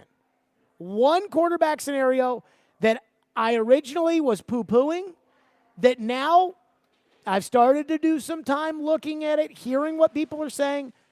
I'm starting to think it's a possibility. We'll get to that next. Stillman and Company right here, live from Bridgestone Arena, 102.5, 106.3 The Game. We are your home for every big pass. Kevin Harvick takes over the race lead. Big wreck. Trouble turn 2. One car is around and hard into the outside wall. And big win. Ricky Stenhouse Jr. has won the Daytona 500. Yeah! Woo! Catch every lap of NASCAR on 102.5 and 106.3 The Game and the Game Nashville app. This summer, they are coming back. You know where you are? For you. You're in the jungle, baby. Guns N' Roses, live. North America 2023. Saturday, August 26th, Geodis Park. Tickets are on sale now at livenation.com. Finally, back in North America. Don't miss Guns N' Roses. In St. Pete, Clearwater, Florida, the fun extends beyond the beach because here the arts are alive, the food is al fresco, and the nightlife is electric. So let's forget the cold and find our place in the sun. Let's explore captivating collections at the Salvador Dali Museum and bask in bay views from the St. Pete Pier. Let's fill up on fresh caught cuisine and catch up over cold craft beer on rooftop patios. Day or night, let's shine. Plan your escape at visitstpeteclearwater.com. What if you could be credit card debt-free in 10 days and save as much as $1,000 a month? Loan Pronto's all-new Express Equity Line of Credit program is just what you need. Hey, Willie Donick here. You don't have to do a full home refi. You can tap a small portion of the equity you have and enjoy a super low monthly payment. With Loan Pronto's Express Equity Credit Line, you can close in 7 to 10 days. And a $50,000 loan would only cost you around $400 a month. Use that money to pay off high-interest credit cards or do a home improvement. You can access up to 90% of your home's equity, and 9 out of 10 homeowners won't even need an appraisal. Even if you did a total refi recently or just bought your home, you can tap the equity with this fast, easy program. Stop the madness and say no to 24% interest fees. Call Loan Pronto today. 615-499-5780. That's 615-499-5780 or go to loanpronto.com. Equal housing lender, NMLS 166-1781, subject to lender approval. Hey, Heather, when we ran into you and Mark the other day, you guys looked so happy. Thanks, Tiffany. We are. Well, I hate to say it, but Jim and I aren't doing very well lately. Oh, what's going on? Well, Jim's always tired. He never wants to do anything. When we try being intimate, he doesn't seem to be into it, at all. I wonder if he's even attracted to me anymore. Oh my gosh, we had the same problem. I thought Mark was having an affair. Then we went to the Tennessee Men's Clinic and learned he just had a medical condition. The Tennessee Men's Clinic specializes in low testosterone and ED. And after some testing and treatments, our sex life is the best it's been in years. Oh my goodness, that makes me feel better. Sounds like the Tennessee Men's Clinic is just what Jim needs. How does he get in contact? It's easy. You can book appointments online or just give them a call. Your first visit to the Tennessee Men's Clinic is only $99. They have multiple treatment options for low T and ED. Book your appointment today. Call 615-208-9090 or book online at TennesseeMen'sClinic.com. Visit our website to learn more, including side effects. Treatments extra. Results vary. Anyone want to tell me what happened? Did you miss any of today's show? It's okay. It's fine. Don't worry. Subscribe to the Stillman and Company podcast on Apple, Spotify, and other podcast platforms, or by going to theGameNashville.com. All right, I'll give it a shot. You're listening to Stillman and Company, presented by TriStar Moving on 102.5 and 106.3 The Game and the Game Nashville app. Let's talk about the guys. Anthony Richardson's stock is going to Malik Willis this year, right? Or this year. It is going to go through. Remember, Malik gave his jacket to a homeless person. He did, right? On the street here in Indianapolis. That was just a part of the whole thing. Threw the ball, ran well. His highlights at Liberty were incredible. He was almost going to be a first rounder after nobody even knew who he was before Indianapolis. Anthony Richardson's going to be that guy this year? I think he's got more ability than Malik. Like, there's more. Well, and also he played at Florida as opposed to. Yeah, but like were you at the Utah game? I was not. Dan Orlovsky. Okay, maybe I heard somebody talk about it. Orlovsky said he loved him at the. Yeah, like I've said, if you were in an alien spaceship and you landed, and that's the only week of college football that you watched, and you watched every game, you'd say that's the best player in the country. Like, he's that gifted. So it's all there. It's just a matter of getting it out of him, going to the right place. I think he needs to sit. I know there's some disagreement on that. You have a guy who's raw. Some people say, he needs to play and get. No, to me, this is the Mahomes plan. Let him sit, let him learn, let him develop, clean some stuff up, and then you could have a huge payout. Let's talk about the guy. So there you go. That was Daniel Jeremiah on the Pat McAfee Show, NFL Network draft analyst. And so Anthony Richardson, let me just say this. Mel has Bryce Young going at number 1 overall in his mock draft. I think that's probably right. I mean, I think Bryce Young is QB1 in this class, even though he is little, and he is little. Even though he's little, Bryce Young's a great college player. I think, if he can survive in the league from a health standpoint, I think that Bryce Young's going to be a good player. I don't think the Titans are going to have the draft capital to be able to go up there and get that. Now, as far as C.J. Stroud is concerned, I am concerned. Ohio State quarterbacks normally don't do much in the NFL. Stroud had it easy. His stats weren't great, and he did have a good game against Georgia, but he just never makes hard throws. But I still think he's going to be too high for the Titans. Remember, if Kansas City had really liked Mitchell Trubisky instead of Patrick Mahomes, they would have never been able to get him, which means there's two guys, Levis and Richardson, who the Titans could, in theory, be in striking distance of acquiring. Mel's latest mock has Richardson at 9 to Carolina. You're picking at 11. You can move up from 11 to 9 if you think that Anthony Richardson is the guy. And so this morning, I woke up because I'm old now, and so my neck got all stiff. Ian, I'm sure you know a little bit about that at this point in your life. So I woke up, like if Caroline was here, she'd have no idea what we're talking about. That is correct. But I woke up this morning with like this stiff neck, and I've got like one of those, cheap Brookstone massage chair top things or whatever upstairs at my house. So it's like 4 a.m, and I've got this, massager getting into my neck, and I am watching Anthony Richardson play Florida State on my TV at home at 3 o'clock in the morning. Now, I watched Anthony Richardson play against Utah. I thought he was incredible. I thought he looked like Vince Young out there at Texas. Then I saw him play Kentucky. I thought he freaking sucked. And I look at the stats. 66th in the country in touchdowns. 80th in the country in touchdowns. 30th in QBR. Not great. Then I look at some of the stats. 112 against Coach Shoop and USF. And I love Coach Shoop with all my heart, but that defense stunk. Now, Coach Shoop probably had a great game plan that day. I think we could all assume that. But, that USF team, Coach Shoop, he showed up there, was like, hey, fix this. And they were not very good.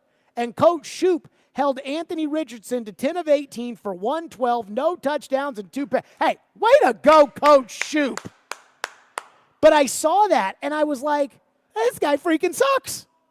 And so then when I hear Anthony Richardson in the first round, and with the 3rd pick, with the 5th pick, I'm like, no!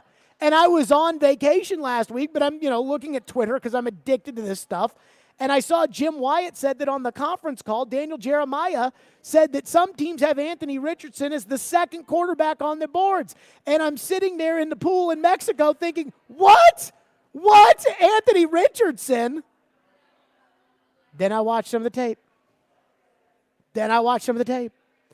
I know he only threw for 198 yards against Florida State, but you watch that tape, he put up 38 points. He had 3 touchdowns, and the flick of the wrist, that ball just, and it just goes like a missile. He's hitting guys in stride. He's got the size, which Malik never had. He's got the size. He's got the speed. He's improvising a lot back there. That Florida team was not very good. He's got all of that. And you heard what Daniel Jeremiah said there in that clip, the Patrick Mahomes plan. Draft him, sit him on the bench for a year, and then let him be the guy.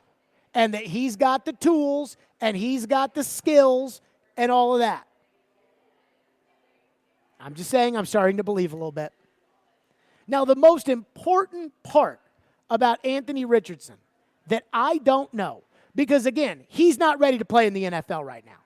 Now, he can throw the freaking ball, and he's big, and he's fast, and all of that. The thing about Anthony Richardson is how smart is he? And Vrabel and Rand Carthon, this is where you earn that money. This is where you win or lose your job, because they'll meet with these guys at the combine. They'll go to the pro days. They'll talk to the high school coaches. They'll talk to the college coaches. They'll talk to whomever. They'll talk to the guy who sits outside of the facility at Florida and sniffs his jock when they throw it into the trash can. If you think Anthony Richardson can learn, if you think that he can adjust to the NFL, if you think he can pick it up like Patrick Mahomes picked it up in Kansas City, and you think you can refine this game with a year sitting behind Tannehill, do it. whatever it takes to get from 11 to 8 before Carolina picks at 9, do it. If you think that he's got it in between the ears, and I don't know what they think, and I don't know what they know, and I don't know what they're going to learn. But I'm just telling you, at first I thought all this Anthony Richardson talk was ridiculous. Then I put on the tape. He does have the traits. I mean, I didn't watch Vanderbilt beat them. Good for Clark. Hey, Clark Lee. Coach Shoup and Clark Lee. Clark Lee and Vandy, they ended up winning that game. Richardson threw for 400 yards and 3 touchdowns. Anthony Richardson threw for 453 against Tennessee. Now, somebody's got to explain to me how he smoked South Carolina 38-6, and then South Carolina turned around and beat Tennessee the next week. I'm not an Anthony Richardson bobo by any means, but it's funny. The 2 games that I have seen of Anthony Richardson, the win against Utah, the loss to Florida State in which he put up 38 points and had 3 touchdowns on 9 passes, I watched those games. I walked away from those games saying that guy is freaking legit. He threw for 168 versus Utah, 198 versus Florida State. If you had asked me after watching the Florida State game this morning, if you had asked me what Anthony Richardson had thrown for in that game, I'd have said 312, 320, 330. So, yeah, I'm starting to drink the Kool-Aid a little bit. Texter into the text line. Our phone lines are driven by WilsonCountyHunter.com. Texter says, history has shown that the Titans stink at drafting in the second round. Yes, Derrick Henry was a second-round pick, but the Titans picked 3 times in that round. Would you rather trade the second-round pick for DeAndre Hopkins or Jalen Ramsey? Let me say this. I don't want either guy. I am not interested in either Jalen Ramsey, who I think is a bad guy and who I think you're going to have to give a new contract to, or DeAndre Hopkins, who I think is Julio Jones Part 2.0. I'm not interested in either guy. That's just me. If I had to pick one, it would be Ramsey, because I think Ramsey still got some game. DeAndre Hopkins, I think that ship has sailed. 615-737-1025 is our phone number if you want to weigh in, 615-737-1025. Austin says, shouldn't Ran Carthon, being a Florida alumni, know Anthony Richardson, the best out of the GMs right now? And I don't think that being an alum makes you the smartest on it. And I went to Louisville figuring, what do they think of him? I could probably get the truth of what the administration at Louisville thinks of somebody. But as far as knowing Louisville better than everybody else, probably not. But maybe that works in your favor. Ran Carthon went to Florida. They've got a quarterback. Mike Vrabel went to Ohio State. They've got a quarterback. Maybe that works out for you. Texter says, Malik Willis looked good on tape today, so what's your point? He stunk against Vandy, talking about Anthony Richardson. Anthony Richardson threw for 3 touchdowns, 400 yards. I didn't watch that game. I can't tell you. And I didn't watch Malik on tape, so I can't tell you about that either. But I'm just telling you. 615-737-1025 is our phone number, 615-737-1025. We have some Predators serious rumors to get into next. Trevor normally joins us, but because of a scheduling situation on today's program, that's not Trevor's fault. Trevor's moving to the 5 o'clock hour. We have a Predators rumor that is intensifying. We will get to that next. Stillman and Company, 102.5, 106.3 The Game. When you want all the... Going in and the score. Blast the score. He wrist one, they score. And don't forget the... Oh, what a stop. Sliding across to make the save. The backhander, nice stop. When all you want is... Smashville. We have you covered. Hear every Predators game. Right here. We are your home for Smashville. 102.5 and 106.3 The Game. And the Game Nashville app. Jewelry business, it's in my blood. I've been doing it all my life, and it's my passion. Meet Daniel Sabalas, a third-generation jeweler at Genesis Diamonds. This line of work, it's all about honesty and trust. It's about building relationships. And that's what drew Daniel to Genesis, where it's all about education, transparency, and respect for each customer. It's based on a family business mentality, and that's how we are. We're here to educate, to guide you, and we make it very easy. So we really go out of our way to educate customers in the right way. There's no stress stress level, there's no tension. The customer can feel that. All this while providing the guaranteed best value price. I've never seen a company that has the best price like this that I've seen anywhere. We are a powerhouse of diamonds. Genesis Diamonds. No commission salespeople, no pricing games, no risk, no pressure, no cutting corners. Genesis Diamonds is going to give you the best price, best quality, guaranteed, no matter what. Genesis Diamonds, Green Hills and Cool Springs. Gary Ashton here. People walk up to me all the time and say, don't sell without the intel. This message couldn't be more true. Right now, it's a fantastic time to buy or sell your home in Nashville, but you can't do it without the intel. No one has more intel than the Gary Ashton team. So what is this intel we keep hearing about? Intel so you can sell your home without stagings or showings? Intel on where to find your next home so that you can sell your current home while the market is hot? And intel that helps you win the buyer battle and cash in on your home equity. For more intel, visit GaryAshton.com. where we can give you the insight and the most up-to-date real estate intel in Nashville. Plus, the Gary Ashton team is the official real estate team of the Nashville Predators. Get the confidence to sell your home and find the dream address without the stress. Visit us today at GaryAshton.com. That's GaryAshton.com. And remember, don't sell without the intel.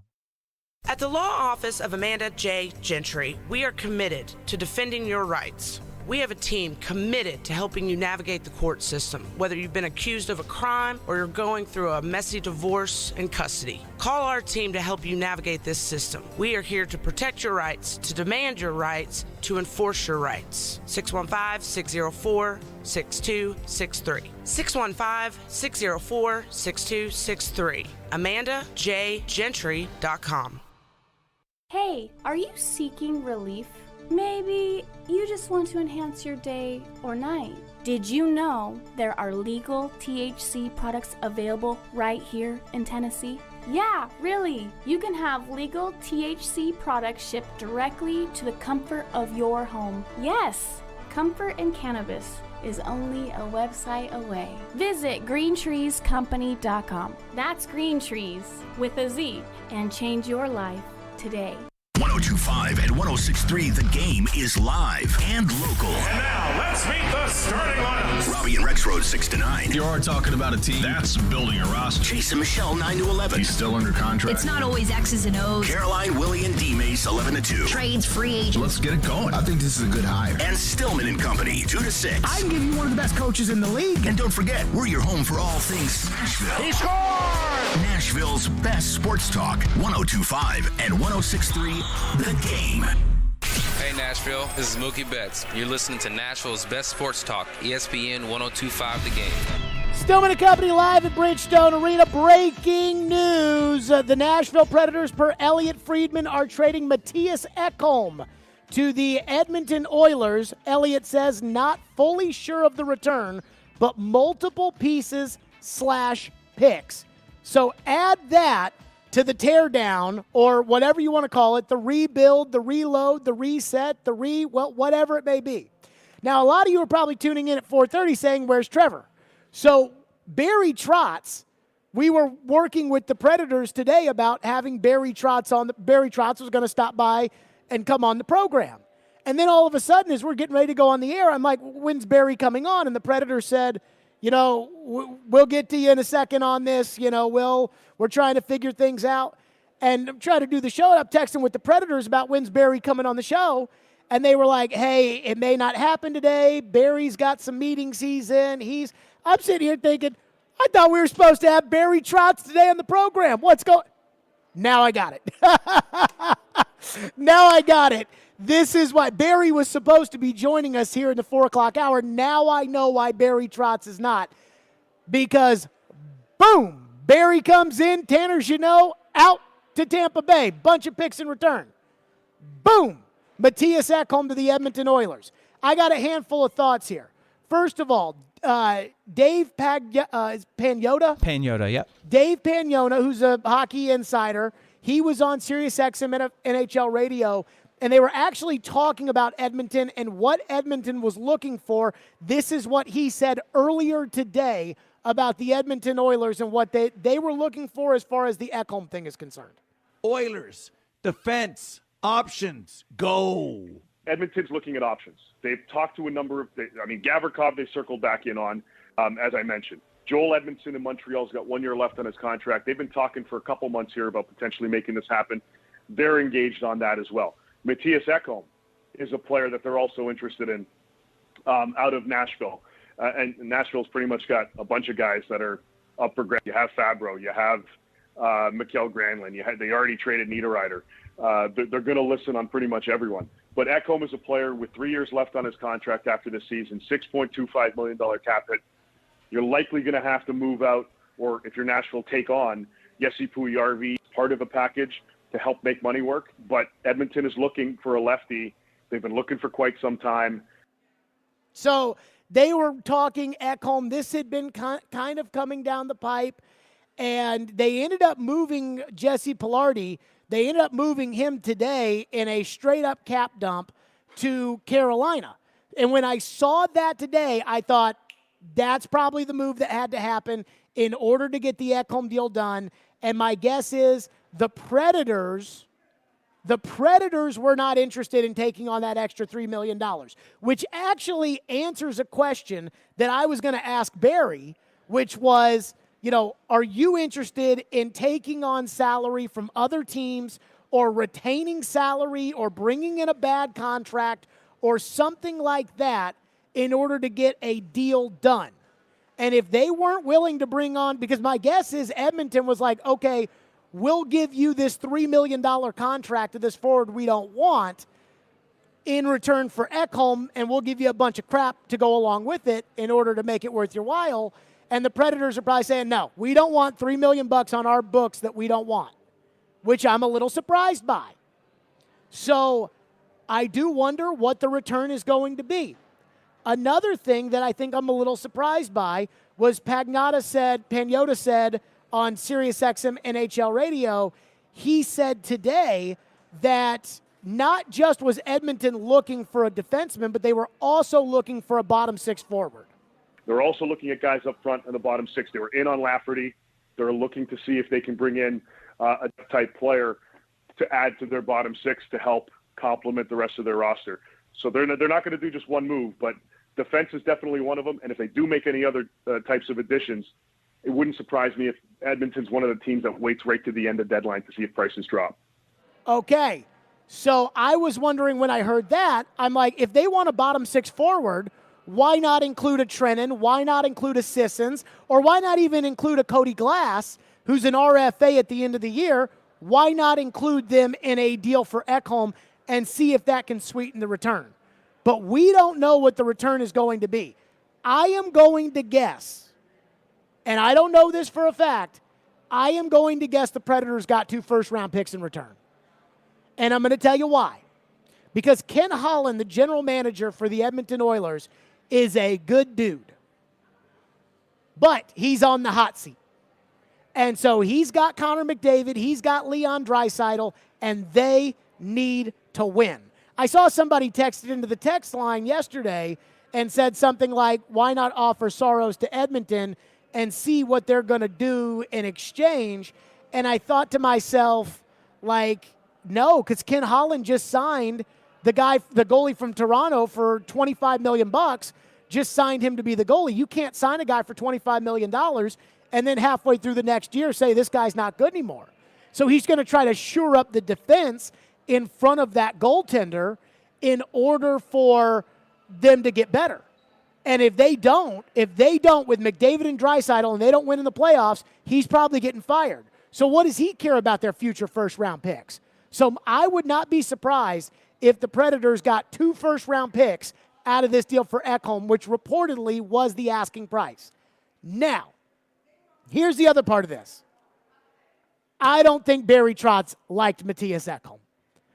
Remember 10 years ago when Barry Trotz, Matthias Ekholm had been drafted by the Predators, and he came over, and the Predators had, Ian, I want to say it was like 10 games to decide if they were going to keep him on the NHL roster or they were going to send him back to Sweden. And it was something like that. I can't exactly remember, but it was towards the end of the season. Yeah. Yeah, I mean, we're talking about this was a decade ago. Mm-hmm. And Barry Trotz put Ekholm out there in an NHL game. He was the coach at the time. And I think the quote was, he was horrible, and if you're scared, go get a dog. And so there were two defensemen on the Predators team that I thought were relatively the same. Ekholm and McDonough. And McDonough, the only difference is they're both roughly, I think they're both 32 years old. They've both played a lot of hockey. They're both solid second-pair defensemen. They both are good locker room guys.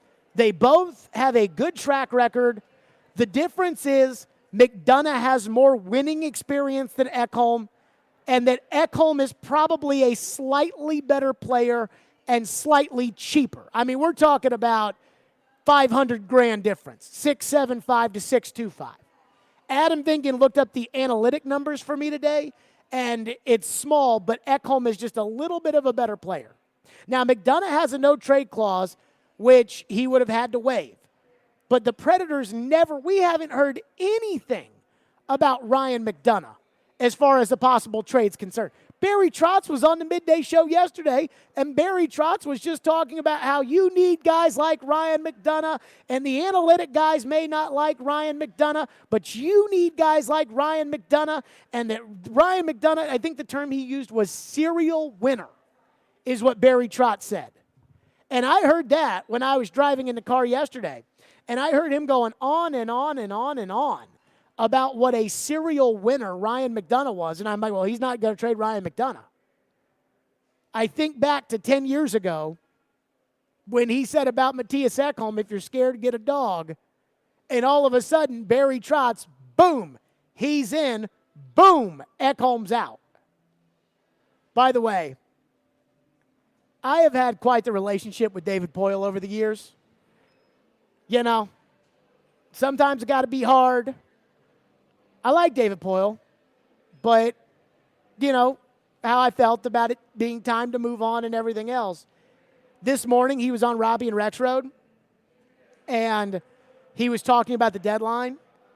Ian, if you could, he was talking about the deadline, and he said something to the effect, here's what he said about the deadline this morning at 8:30. Well, let's have to play it out and see what happens. Important week. We got 4 more days here for the trading deadline. I'm not predicting anything to happen. I think if it's like if somebody wants to pay something that we think is really really fair and really good for us, then maybe there'll be other trades. But I wouldn't hold my breath necessarily to say there's going to be a lot more things that we need or want to do. I heard that this morning. I said, there's going to be one more big trade. When David Poile says during the deadline, I don't think we're going to do that, then I knew they were going to do something. We do have the return from Edmonton, per Elliot Friedman. Matthias Ekholm and a 6th-round draft choice to Edmonton for Tyson Barrie, Reed Schaefer, a 1st-round pick, and a 4th-round pick. Now, Tyson Barrie, Ian, wasn't he on that Colorado team? Yes. Yeah, Tyson Barrie's been around. He's a little bit of an older defenseman and was also in Toronto, I believe, before this. Is he good? He's okay. Yeah, he's more of an offensive defenseman, I think. Okay, so apparently that is to make the money work out. And Ekholm is definitely more of a defensive defenseman, and they need defense. And he's got a $4.5 million cap hit through next season, according to Adam Vingan's texting me. What about Reed Schaefer? What do we know about him? Is he a prospect? I believe so. I can't say I've heard much about him. Okay, we will research Reed Schaefer, and we will do that, plus your phones on the other side, 615-737-1025.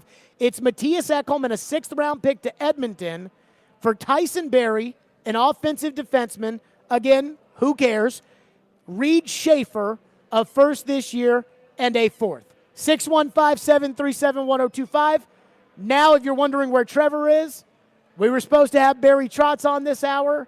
Obviously, Barry is tied up right now as they have just traded Matthias Ekholm. Trevor will join us next hour. Stillman and Company right here, 102.5, 106.3 The Game. White 85! Every team needs a quarterback. White 85! Take! That's why we have Hasselbeck, bootleg, rollout, toss. Touchdown. Tim. You can run good plays at the right time. ESPN NFL analyst Tim Hasselbeck gives his expertise on all things NFL. You evaluate players, and then you're turning them over to the coaching staff. Every Tuesday at noon. At the right time. With Caroline, Willie, and D-Mace. Tim on 102.5 and 106.3 The Game and the Game Nashville app. Bar Lines in the Omni Nashville Hotel. Hey Nashville, it's Chef Philip at Bar Lines at the Omni Hotel. Come try our new Nashville hot fish and chips. Beer battered black cod served over crispy fries or tots with Omni's own Nashville hot season blend. Served with chipotle slaw and malt vinegar tartar sauce. Attending an event downtown? Dine at Bar Lines in the Omni Nashville Hotel.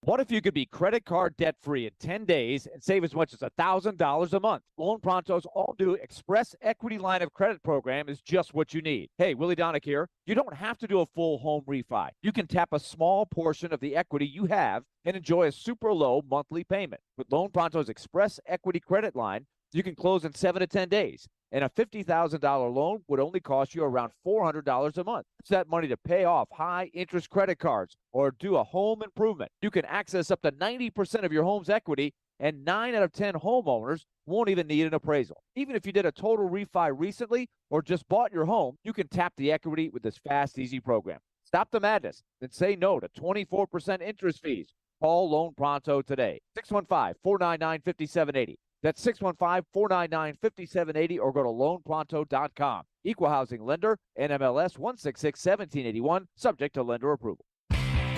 This week's Nashville's best deal is 312 Pizza Company, serving the best pizza in town, as well as Chicago-style eats like Chicago dogs, Italian beef sandwiches, and more. It's also a great spot to grab a beer and watch your favorite team on the big screen. 312 Pizza Company, 371 Monroe Street in Germantown. Head to theGameNashville.com/deals and get half off a $30 gift card.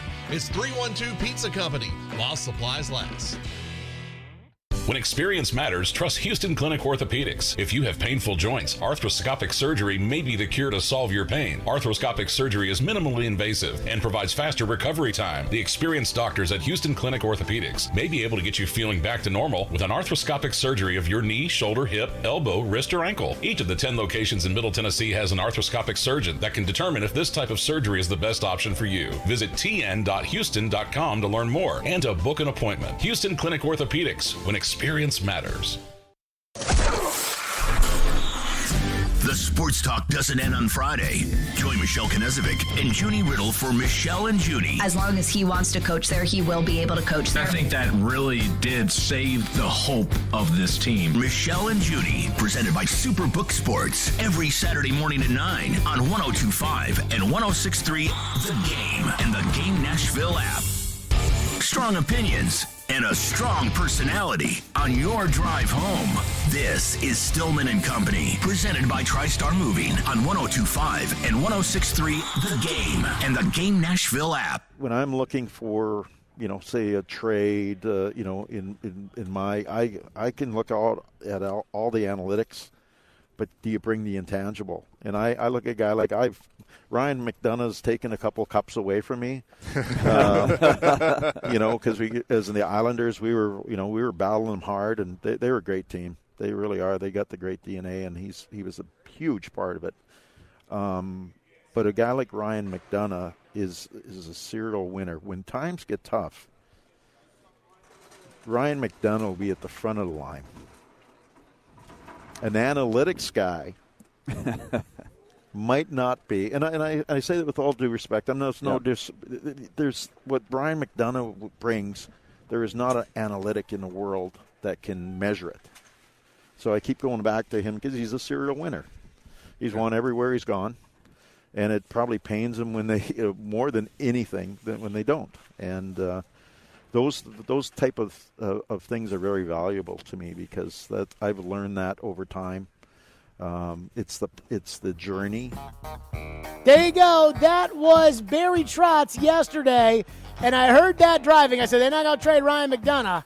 They're going to trade Matthias Ekholm. That's what's happened. The trade is official, or I guess I shouldn't say it's official, but we know what the return is.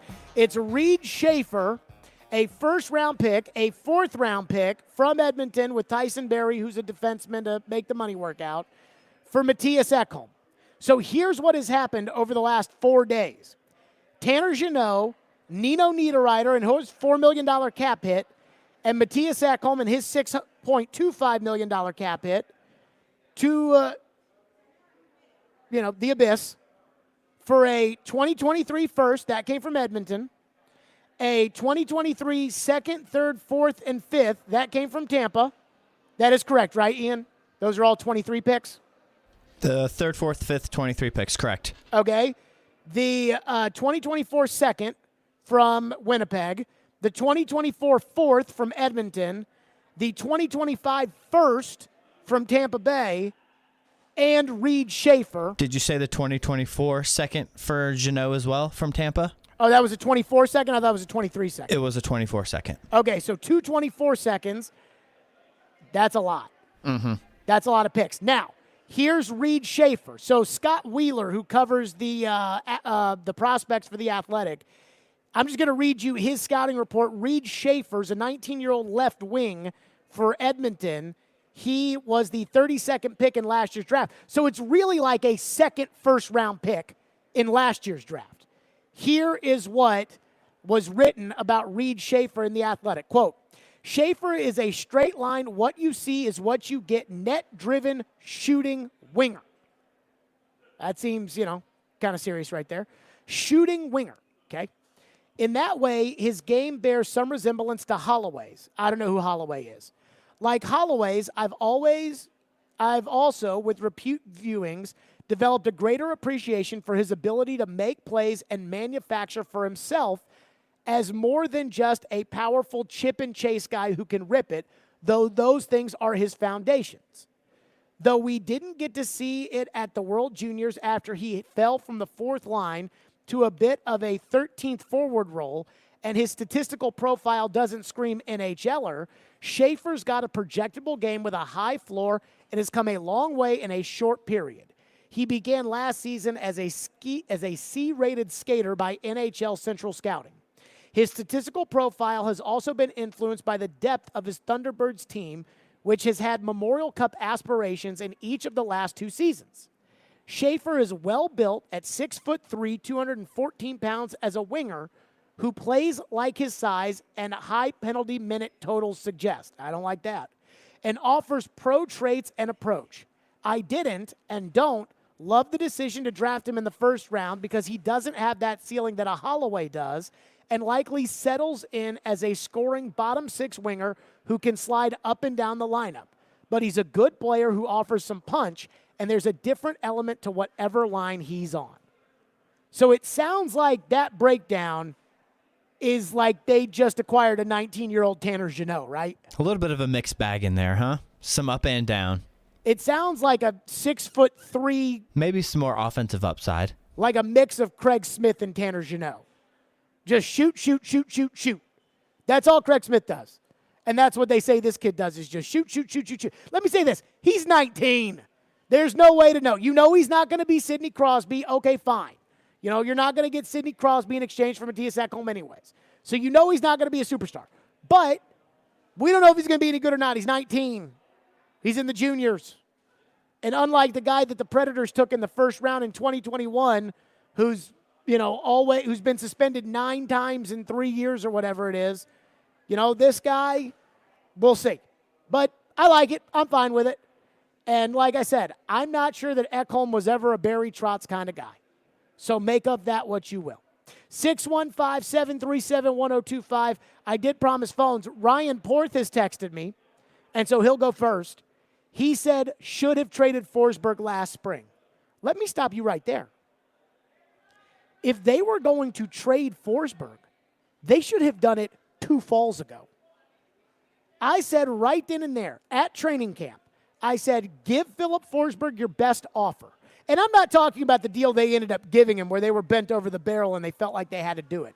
But I'm talking about in the fall of 2021, when Forsberg was heading into training camp as a free agent and he was saying, I'm just going to play through my contract and go from there. I would have said, hey, Here's our final offer. Take it or leave it, or we're making a deal. That's what I would have done. And I would have meant it. And you would have gotten more then, because it was before the season, so more teams would have been involved, and teams would have gotten a full season out of them. But that's just me. Michael from Missouri texts in and says, with all these picks and cap space created, do you think the Predators could be in the market for an elite forward? Do you guys have any idea how much under the cap the Preds are projected to be going into next offseason? So I did the rough math. Tyson Barrie is a $4.5 million cap hit, and he's going to carry that into next year. But with Niederreiter and Ekholm, the Predators have cleared somewhere in the neighborhood, when factoring Barrie's money in there, they have cleared somewhere around $5.5 million in cap space. Well, they have this weird affinity for Cody Glass. Like every time I talk about young players, I talk about like young prospects that are going to be stars, they always say, well, what about Cody Glass? And every time I'm like, no. Cody Glass is not going to be a young star. But that's what I think. What they think is they think Glass is going to be good. So my guess is they're going to re-sign him. He's a pending RFA. Then they've got to re-sign Carrier as a pending RFA because, quite frankly, they need defensemen. So they'll probably re-sign him as a pending RFA. So now, what? That's probably $3 million a year for Carrier, $2 million, $1 million for Glass, whatever it may be. So that probably takes up the cap space that you created right there. So as much as we like to be like, look at all the cap space, if they're going to keep those two guys, there's probably your cap space. Now, what would I do compared to them? I'd trade all the pending RFAs. Goodbye Glass. Goodbye Fabro. Goodbye Carrier. And I'd load up prospects and picks. But that's just me. 615-737-1025 is our phone number, 615-737-1025. Texter into the text line says, I feel like you do about David Poile, but he has set up Barry Trotz to build his own team at this trade deadline. Yes and no. I mean, yes, he has given Barry Trotz a bunch of draft picks. Again, a 2023 first, a 2024 second, a 2024 second, a 2023 third, a 2023 fourth, a 2023 fifth, a 2024 fourth, and a 2025 first. That's a lot of picks. He has given him picks. But the one thing that I would caution you all on is the same problems that the Predators have been dealing with the last handful of years, Barry is going to have to deal with. Barry's going to have to deal with Matt Duchene's contract. Barry is going to have to deal with Ryan Johansson's $8 million cap hit over the next 2 years. Barry, most likely, unless they can find a taker for Mikhail Granlund, Barry's going to have to deal with Granlund as he continues to decline. And that's a lot of money. I mean, we're talking about $21 million across those three guys, and all of them are underperforming. Now, I actually kind of like Duchene as a second-line winger, a power play guy, and with Forsberg on the first line and with Yossi as I still think that if they can just get some good young players to go with some of the players they already have, then I think they got a chance. And I do think the Predators will be a better team if they move off of this coach and move on to another coach. But to say that, wow, David has set up Barry, remember, Barry still has to deal with the same problems that David had. 615-737-1025. We are back into your phones, 615-737-1025. Add this to the list. Plus, did the Titans commit to Ryan Tannehill at the Combine today? Or did they not? We'll go over that next as well. Stillman and Company. Hiller Plumbing, Heating, Cooling, and Electrical. I love my friends at Hiller. Hiller has been taking care of my home for years, and they can do the exact same for you. That's right. I love Hiller, and if you use Hiller, you will love them as well. They are absolutely fantastic. They are proud supporters of the Nashville Predators, and not only that, they are also proud supporters of the Tennessee Volunteers and the Vanderbilt Commodores. Sometimes replacing equipment in your home can be overlooked until something breaks, but there's actually big problems that can come from old, outdated, vintage HVAC systems. Older systems have a higher repair costs and require more maintenance and can result in higher utility bills. Even worse, they can break down when you need them the most. Go ahead, go to happyhiller.com, take a look at the HVAC units they have. That's Hiller Plumbing, Heating, Cooling, and Electrical. My guys, Happy will be here. The service is free. That's Hiller Plumbing, Heating, Cooling, and Electrical. Call the Happy Face Truck today. Every day we are live and local. Blown out in one game against a team that's just flat out better than you. And your source for Nashville sports. How many needs are you going to create for yourself this offseason? We are Nashville's best sports talk. 102.5 and 106.3 The Game and the Game Nashville app. ElectronicExpress.com. We make it happen. Time for the Preds Report. Presented by Newton Nissan. It was an eventful weekend for the Nashville Predators. A pair of 6-2 victories on the road at San Jose and at Arizona. They had a couple of trades. Nino Niederreiter set for a draft pick to the Winnipeg Jets, and Tanner Jeannot dealt off to the Tampa Bay Lightning for defenseman Cal Foote and 5 draft picks overall. And as if that wasn't enough, Predators general manager from the very first, David Poile, announced that he will be stepping down at the end of June, and his place will be taken by the original coach of the Predators, Barry Trotz, who left Nashville and won a Stanley Cup as coach of the Washington Capitals. All of that is a lot to absorb, but the Predators will be home tonight against the Pittsburgh Penguins. Pre-game show at 6, the game at 7 o'clock. This is Pete Weber reporting on the Fifth Third Bank Nashville Predators Radio Network. All the best car deals in Smashville start at Newton Nissan. Visit them at Newton Nissan of Gallatin or Newton Nissan South in Shelbyville. This is Nashville's best sports talk. ESPN 102.5 The Game. Losing your hair? It's Chase McCabe. No matter your age, gender, or type of hair loss, it's never a good feeling when you see too much hair in your brush or you begin to notice bald spots. For 45 years, Hair Club has helped more than 500,000 members get hair they love. If you're affected by hair loss and not sure what to do, let Hair Club help customize a solution for you. For a limited time, get 10% off when you book a free consultation today and get started at hairclub.com/chase. That's hairclub.com/chase.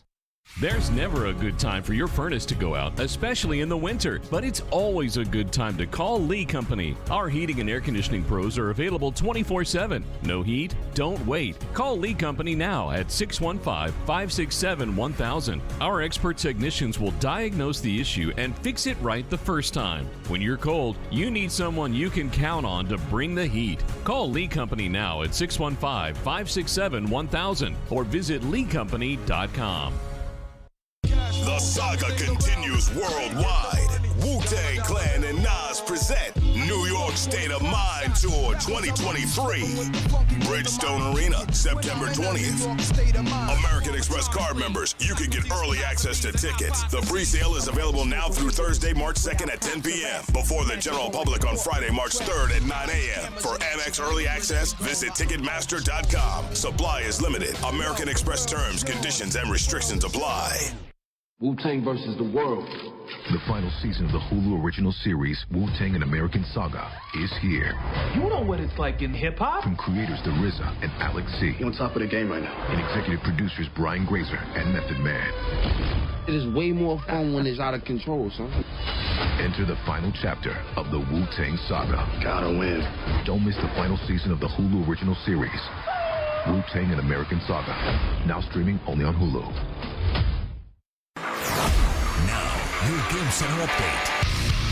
This Game Center update is brought to you by the law offices of Amanda J. Gentry. After a busy weekend of news, the Nashville Predators are back in action tonight as they host the Pittsburgh Penguins. The team announced today that they have recalled forward Luke Evangelista from AHL Milwaukee to make his NHL debut. Pre-game coverage starts at 6 with puck drop at 7 right here on the Preds Radio Network. The NFL Rookie Scouting Combine is this week, and Titans general manager Rand Carthon spoke with the media today. Carthon was asked about the status of quarterback Ryan Tannehill. Ryan is under contract.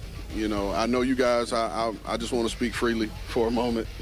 You know, I know everybody wants to make a big deal, you know, out of the quarterback position and whether he will or won't be here. But you guys just have to accept the fact that Ryan is under contract, you know, for us. And right now he's a Titan and he will be a Titan. On-the-field NFL Combine coverage begins on Thursday. This update is brought to you by the law offices of Amanda J. Gentry. I'm Ian Safar for 102.5 and 106.3 The Game. For more, follow us on Twitter at 1025 The Game or visit thegamenashville.com. Tonight, your Nashville Predators take on the Pittsburgh Penguins. Coverage begins at 6 on your home for Smashville. WPRT FM Pegram, WBUC HD2 Laverne, 102.5 and 106.3 The Game. A Cromwell Media Station. Where you have a voice. He had a competent coaching staff. You just play terrible and you keep playing. And we have strong opinions. What a whiny freaking crybaby response. This is Stillman and Company with Jared Stillman. Presented by TriStar Moving on Nashville's best sports talk, 102.5 and 106.3 The Game and the Game Nashville app. Stillman and Company is delivered by TriStar Moving, 102.5, 106.3 The Game, streaming live on Twitter, Twitch, YouTube, and Facebook Live. Thanks to Superbook Sports, live from the Hiller Plumbing, Heating, Cooling, and Electrical Studios at Bridgestone Arena. Preds and Penguins pregame in 1 hour, puck drop in 2 hours. The Predators do not have Matthias Ekholm. The Predators have traded Matthias Ekholm to the Edmonton Oilers in exchange for Tyson Barrie, a $4.5 million defenseman. That was a salary thing, but he is going to play for the Predators. Tyson Barrie, a prospect by the name of Reed Schaefer, who's 19 years old, a first-round pick and a fourth-round pick, so no Matthias Ekholm anymore for the Predators. Now, the Titans, at the Combine today, Rand Carthon met with the media, so did Mike Vrabel. Now, here's something I love. Remember when they hired Rand Carthon and everybody said, who's in charge of the organization? Who has final say on the roster? Who gets to pick what happens to the players? And Amy Adams Strunk said, and Mike Vrabel said, and Rand Carthon said, it's going to be a collaboration, and it's going to be aligned, and we're going to work things out, and nobody's in charge, and nobody has the final say. Well, today at the Combine, both Carthon and Vrabel talked about Ryan Tannehill. But you tell me, when I use the word commit, if maybe they did it a little differently. Here's what Rand Carthon said about Ryan Tannehill. You didn't have much of a sense of Tannehill when we met you initially. Not a lot of time now to kind of evaluate him. What's your feeling for him at this stage? I mean, Ryan's done a great job. Ryan's won a lot of football games, as you guys know. He's been a diligent worker. He's been in the building every day, rehabbing and getting his work in. So he's under contract. I'm excited about moving forward with him. And, you know, like I said, he's done a lot of great things. I have a ton of respect for him. Okay, so that doesn't sound like a commitment, but it doesn't sound like a not commitment. Joe Rexroad, good job, Joe. He followed up on it. To clarify that Tannehill will be your quarterback. Ryan is under contract. You know, I know you guys, I just want to speak freely for a moment. You know, I know everybody wants to make a big deal, you know, out of the quarterback position and whether he will or won't be here. But you guys just have to accept the fact that Ryan is under contract, you know, for us. And right now he's a Titan and he will be a Titan. Okay. So when I use the word commit and he said Ryan Tannehill will be a Titan, Ian, that sounds kind of like a commitment. Kind of does, yeah. General manager of the Titans will be a Titan. Said he is a Titan and he will be a Titan. The next time the Titans play a game is the start of next season. So there's no way that they're getting Aaron Rodgers or Derek Carr, Jimmy Garoppolo or Baker Mayfield or Jacoby Brissett or any of those guys if the GM is telling you that Ryan Tannehill will be a Titan. Mike Vrabel today asked again, good job, Joe. Mike Vrabel asked by Joe Rexroad about the quarterback position. Is your mindset, Mike, build around Ryan, be as good as possible around Ryan with the offense, or would you be open to possibly, if a quarterback in this draft blows you away, drafting a quarterback in the first round? I am going to say this for every player. I'm as open to adding great players to our roster, whether that's at quarterback, that's at running back, that's at defensive line, corner. I do believe that we have we've got some needs and some holes. I've told you that. I've asked them to look for players that have an element of speed, violence, and versatility. And that's one I want to look for. And look for offensive linemen that can protect the quarterback. Whether that's Ryan, whether that's Malik, that's Josh Dobbs, whoever that may end up being. those are things that we have to do a better job at. Did that sound like a commitment, Ian, to the quarterback position for Tannehill? Not totally, no. In fact, it sounded like the opposite. He said whoever it may be. I mean, it may be Malik. It may be Josh Dobbs. Man, would that be something? If it's Malik. Or Josh Dobbs. If they just, what are the chances they really go into next season with one of those two as the quarterback? Let's envision it. Tell me the news, Ian. Give me the breaking news, Ian. What is the breaking news? I'm seeing some breaking news here that the Titans are announcing Malik Willis will be the starting quarterback for the upcoming season. Fire everybody. Fire Rand Carthon, fire Vrabel, fire Tim Kelly, fire the owner, fire Mike Keith, fire Jim Wyatt, fire everybody. Everybody's got to go. If anybody says that, if anybody played a role in this, if Malik Willis is the starting quarterback, they all have to go. Fire them. Every single one of them. Anybody out there who's involved, fire them. That pretty much means a tank season if that were to be the case, right? If that Malik Willis is a quarterback? Or Dobbs, yes. Yeah. I mean, Dobbs, if you told me Dobbs was the backup quarterback behind Tannehill, I would be for it. What about the starter? No. So he if one of those was two on a practice squad 3 months ago. So if one of those two were named the starter for this upcoming season, like Vrabel hinted at as a possibility there, I mean, that just pretty much signals the season's got to be a wash, right? Let me tell you what Mike Vrabel is signing into reality if Malik Willis or Josh Dobbs is the starting quarterback. His termination. He is signing on the dotted line. Mike Vrabel will be fired by the end of the year if I start Malik Willis at quarterback. Signed Mike Vrabel. Here you go. Is it possible they've run this by Miss Amy beforehand and she knows that that's an upcoming possibility for this upcoming season, that they really might be that bad, and if she's okay with it, would they go with that plan? I mean, they ran the idea about trading A.J. Brown by her, and she fired John Robinson the day after he went off against them. So I'm just saying, I'm not sure I'd take that one to the bank, babe. I know. I'm just saying, hey, we went to Miss Amy. We told her we're going to roll with these guys, have a down year, and go from there. I don't know if that's a possibility in the cards. I'm just telling you. I mean, if all of a sudden, if Malik Willis or Josh Dobbs is the quarterback, I will be apoplectic. This radio program will be sanctioned by the FCC. Well, I hope not that bad. Josh Dobbs or Malik Willis is named the starting quarterback of the Tennessee Titans. But what I find amazing is, again, the dichotomy between Vrabel and Carthon. Again, we don't know who's in charge.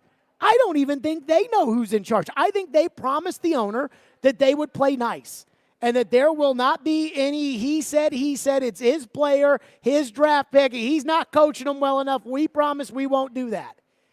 And on the first day that they go to the combine, the GM says Ryan Tannehill will be a Titan, and the head coach says, we want good players at every position, whether it's Malik or Josh Dobbs or Tannehill at quarterback. Just amazing. Just amazing. Oh, they can't even get their facts straight on this one, which is amazing. 615-737-1025 is our phone number, 615-737-1025 here on the program. Somebody texted and said, TD said that Rand Carthon is excited to move forward with Tannehill. Not sure that aligns with what Mike just said as far as collaboration. Yeah, Rand Carthon said that today. Excited to move forward with Tannehill. Said he will be a Titan. Vrabel.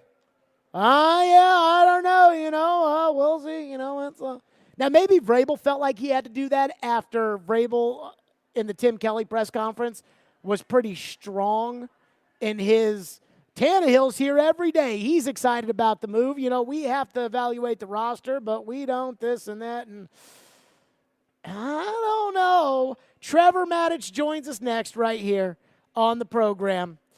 We'll ask Trevor. We'll ask Trevor what he makes of the dichotomy between the GM and the coach. And Mel Kiper's latest mock draft is out, who Mel has going to the Titans, and what Trevor thinks about that. We'll do that next. Stillman and Company, 102.5, 106.3 The Game. Want the latest on college football and Nashville sports? They can be a fully formed model of what they're going to be offensively moving forward. Join Outkick 360's Chad Withrow every Friday at 5 with Stillman and Company. You don't know what's going to happen with the roster or the team. He'll bring opinions and charisma for a full half hour every week. This is a good lesson about sports and what we think and what actually happens. Chad Withrow on 102.5 and 106.3 The Game and the Game Nashville app.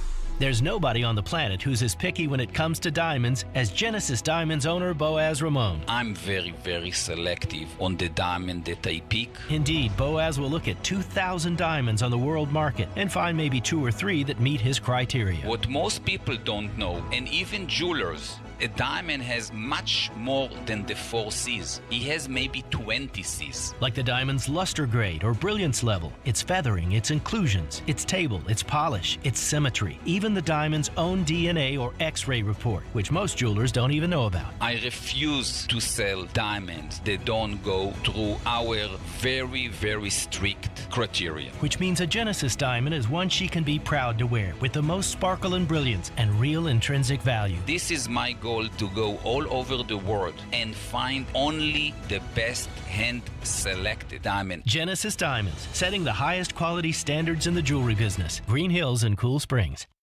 Does this sound familiar? We have the worst agent in town, and we couldn't be more miserable. They showed up late to every showing, convinced us to lower the price way below market value, and let the cat in the house. We didn't even have a cat, but in the end, we never sold our house and lost our dream home. Hire our terrible agent and see the results for yourself. You'll totally regret it. Don't let that happen. Google TJ Anderson Homes and see why we are referred so often by home buyers and sellers. TJ Anderson Homes of Benchmark Realty, office number 615-432-2919.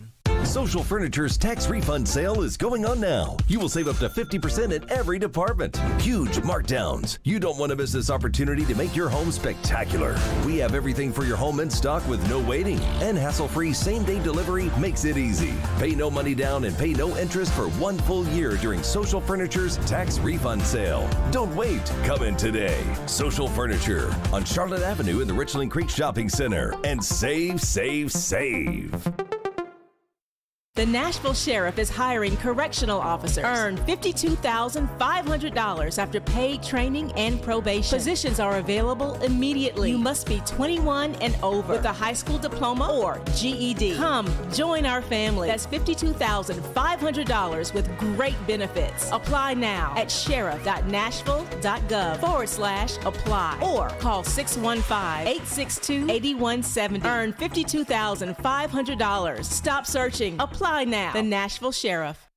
It's electric in Smashville. The International Brotherhood of Electrical Workers Local 429 has a new path to a dignified career. Local 429 is accepting applications for the highest skilled electricians and linemen and is providing the best training in Middle Tennessee. They are the International Brotherhood of Electrical Workers Local 429. Call them at 615-889-4429 or go online to ibew429.org. IBEW Local 429, your proud seventh man since the beginning. Go Preds. We try to stay cool by being on social media. I'm with it. I'm hip. Follow us on Twitter at 1025 The Game and on Instagram at 1025 The Game Nashville. Hey! Oh, yeah. And like us on Facebook, too. You're listening to Stillman and Company, presented by TriStar Moving on 1025 and 1063 The Game and the Game Nashville app. Stillman and Company, we are live here at Bridgestone Arena. Preds and Penguins tonight. The Titans are in Indianapolis for the Combine. And again, Titans general manager Rand Carthon got to the podium, and he said Ryan Tannehill is a Titan and will be a Titan. Mike Vrabel did not commit to Ryan Tannehill today, saying that he's open to adding great players at every position. Talked about they need to protect the quarterback, whether it's Tannehill, Malik Willis, or Josh Dobbs. With that, Trevor Maddich joins us, ESPN college football analyst, presented by Houston Clinic Orthopedics, where experience matters.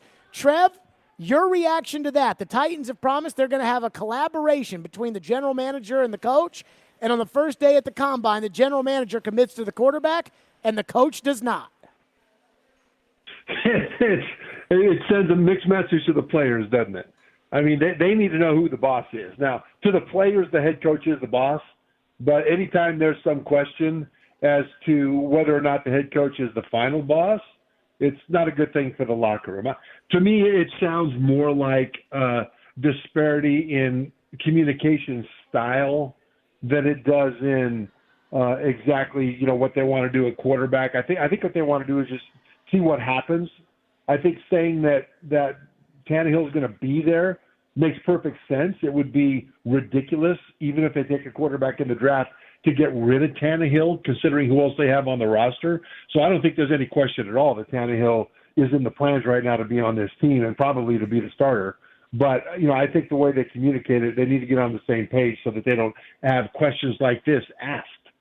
So here's what I think happened. I think Rand Carthon just screwed up. Like, Ian, if we can get that second Rand Carthon cut, Trevor, I want you to hear this. The way Rand Carthon sets up what he's about to say is like look, guys, I know you guys are going to ask me about Tannehill. I have nothing that I'm going to commit to today. Just know he's under contract and we're working on whatever. And I think he got caught up in it and he said it out loud. Here's what Rand Carthon said. Ryan is under contract. I know you guys, I just want to speak freely for a moment. I know everybody wants to make a big deal, out of the quarterback position and whether he will or won't be here. But you guys just have to accept the fact that Ryan is under contract, for us. And right now he's a Titan and he will be a Titan. I think he just screwed up, Trevor. Well, yeah, it's just style. Of course he's going to be a Titan. Not what's he supposed to say. Well, right? I mean, not if they go get Derek Carr. Well, they could go get Derek Carr, but why would that be that much better? I mean, why would Carr be that much better here than Tannehill? I mean, Tannehill already is established. I mean, there's not going to be a whole lot of difference, I don't think, in what he's being asked to do from a scheme standpoint and from a standpoint of terminology and things like that. Carr is going to have to come in and learn something new, learn new players. Everything is disruptive. Sure. I just don't think that either one is the future at quarterback here beyond the next year or two. So in the NFL, I kind of feel like I operate in that year or two, every kind of, that I feel like everybody has to operate that way, Trevor, because if you struggle for the next year or two, everybody gets fired anyways. So I don't look past it that much. Green Bay, though, Ian, if we could, Brian Gutekunst met with his local media. He was asked about Aaron Rodgers. Aaron has made it out of the darkness retreat, but apparently has not talked to Green Bay. Here was Brian Gutekunst's interaction earlier today with his local media. The update on the Aaron Rodgers situation and what you see in the near future on the Aaron Rodgers situation. Yeah, really no updates. Again, I think like I was talking earlier, haven't had the conversations that we need to have yet, so really no update. But looking forward here to being an ND and look at these prospects and trying to help this football team. Who initiates when those conversations will take place with Aaron? Yeah, there's been some contact back and forth. Obviously, he's had some things on his plate, but hopefully those things will happen soon.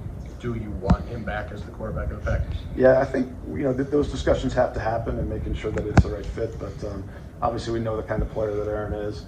And, once we have those conversations, we'll be able to move forward. We'll have more to say. You sat down with Aaron at the end of the season. I mean, what was that talk?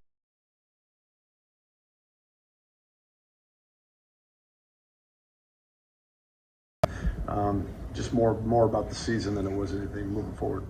So you heard that, Trevor. I mean, said when asked if they wanted him back, and we have to have those discussions before we can start. What do you make of that? And could the Titans be in play for Rodgers? Well, I think they understand what they're dealing with Rodgers, right? I mean, he is a completely loose cannon. And frankly, if I'm a teammate in that locker room, I haven't talked to anybody up there, but if I'm a teammate in that locker room, I think, first of all, the default position is guys have to take care of their business. If guys need to hold out, if guys have contracts disputes, they need to take care of their business, and we as teammates understand that because we have to take care of our business too. But there comes a point where somebody as important as the franchise quarterback, the MVP caliber quarterback, needs to make a decision so the rest of the team can move on. Mm-hmm. They need to know what they got to do. And at some point, it becomes derogatory, detrimental to the other guys in that locker room. I think that's why they lost Devontae Adams. I think Adams, is a great receiver, was waiting for what he was going to do last year. And finally, Adams said, look, I got an offer on the table from the Raiders. I'm going to take my money. You don't know what you're going to do? Fine, I'm going to make a call. That's the way it seemed to me. And as it turned out, Rodgers went back to Green Bay. Would have loved to have had Adams there if there was a way to do it. So, I'm not real happy about that. I don't think that the Titans would want Rodgers, and I don't think that Rodgers would want the Titans, and I think it's for the same reason. I think that Rodgers needs to go to a place, if he wants to leave, that's ready to win the Super Bowl now. And the Titans need somebody that they can build around for the future, because they will be building with a lot of young offensive linemen, young receivers, eventually, and probably not too long from now, young running back. And they need a young quarterback that can come into his own when all the rest of those guys are coming into their own as well, rather than starting over again with a good supporting cast and a quarterback they have to bring up from scratch. So you can draft a quarterback this year and have him sit behind Tannehill just as easily as you can sit behind Rodgers. But Rodgers is guaranteed, I think, $59 million this year. And Titans don't have a lot of cap money. If they're going to do that, let it be Tannehill, and don't complicate yourself by bringing in a guy that's coming out of a hole for 4 days. So Mel Kiper Jr.'s mock draft has just come out before the Combine. Trevor Maddich with us. Paris Johnson, the offensive tackle from Ohio State, goes at 11 to the Titans. Peter Skoronski, the left tackle at Northwestern, goes at 10. Trevor, here's the way I look at this. We know Mel's got 4 quarterbacks going before the 11th pick. We know the 2 elite defensive players, Carter and Anderson, out of Georgia and Alabama, are going to go in the top 5. So that's 6 right there, which means that there are only 4 players that could go before the Titans get to pick. Well, if there are 3 tackles, Paris Johnson, Peter Skoronski, and Broderick Jones out of Georgia, 3 corners, the one out of Oregon, the one out of Penn State, and the one out of Illinois, and 3 wide receivers, it makes me feel like no matter what happens, the Titans will be able to pick an impact player with the 11th overall pick at a position of need, corner, receiver, or left tackle. Do you see it the same way? I totally do, Jared. I think that's really good analysis, because that allows them not just to pick a position of need, but rather the best available player at any one of several different positions. So that's the best of all worlds. And for people who think that corner is not the direction to go, given the state of the offensive line and the receivers, et cetera, I would suggest this, that in order to get to where they want to go, the Titans have got to get past a group of elite young quarterbacks. I mean, Josh Allen's in Buffalo, Joe Burrow's in Cincinnati, Trevor Lawrence is starting to come into his own in Jacksonville. Of course, you got Patrick Mahomes at Kansas City. Justin Herbert at the Chargers is on the rise, and Mel has, in his mock draft, quarterbacks Bryce Young from Alabama going to the Texans at number 1, and C.J. Stroud of Ohio State going to the Colts at number 2 after trades. Well, those are all in the AFC, and there's 2 ways that you can compete with quarterbacks like that. One is to get a quarterback that's every bit as good as them. And right now, that's not really on the horizon, at least not in the foreseeable future for the Titans. The other is to degrade the other quarterback down to the level of what you have. So that means pass rush, and that means coverage.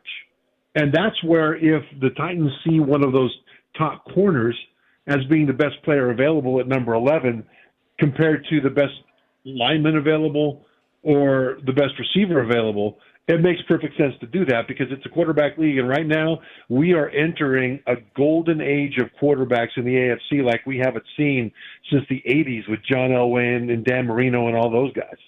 Trevor, I don't know these guys that well. I don't know them like you do. There's 3 corners. Christian Gonzalez out of Oregon, Devin Witherspoon out of Illinois, and Asante Samuel Jr. out of Penn State. Then there's a couple of pass rushers. Will McDonald out of Iowa State, and I believe it's Maxwell out of Texas Tech. That is trying to find the Texas Tech kid's name. Tyree Wilson, that's it. Yeah. Tyree Wilson. And then there's the tackles, Skoronski out of Northwestern, Johnson Jr. out of Ohio State, and Broderick Jones out of Georgia. Of those guys, which ones do you really like and think can be impact players in the NFL? I love Gonzalez and Porter at corner. Right. Joey Porter, not Asante Samuel. Yeah, Joey Porter out of out of Penn State. I mean, those guys are absolutely phenomenal. These guys are relatively long, relatively big-bodied. Same way with Witherspoon out of Illinois. You know, it's the new NFL. Witherspoon only gave up 3.3 yards per attempt. That's 4 feet per pass attempt against him last year playing in the Big Ten. You know, these are guys that have proven that they can be, at the college level, shut down corners. Now, does that translate to the NFL? I think with their body types, yes. Mm-hmm. And I think that you'll have guys available.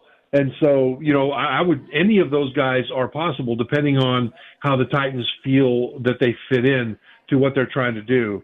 And, you know, but some of these guys we just don't know about. I mean, pass rushers, I don't know that unless they've got either McDonald or Wilson as edge rushers graded so far above everybody else that they just have to take him as the best player available. You know, if you figure Harold Landry's coming back, you know, with the rest of the guys that some of the young guys that the Titans can rotate in at pass rusher, that's not a position of need right now like the other ones are. And so I wouldn't worry too much about those guys. But as far as the cover corners go, this is a deep corner class. And they should be able to get good corners in the second and third round.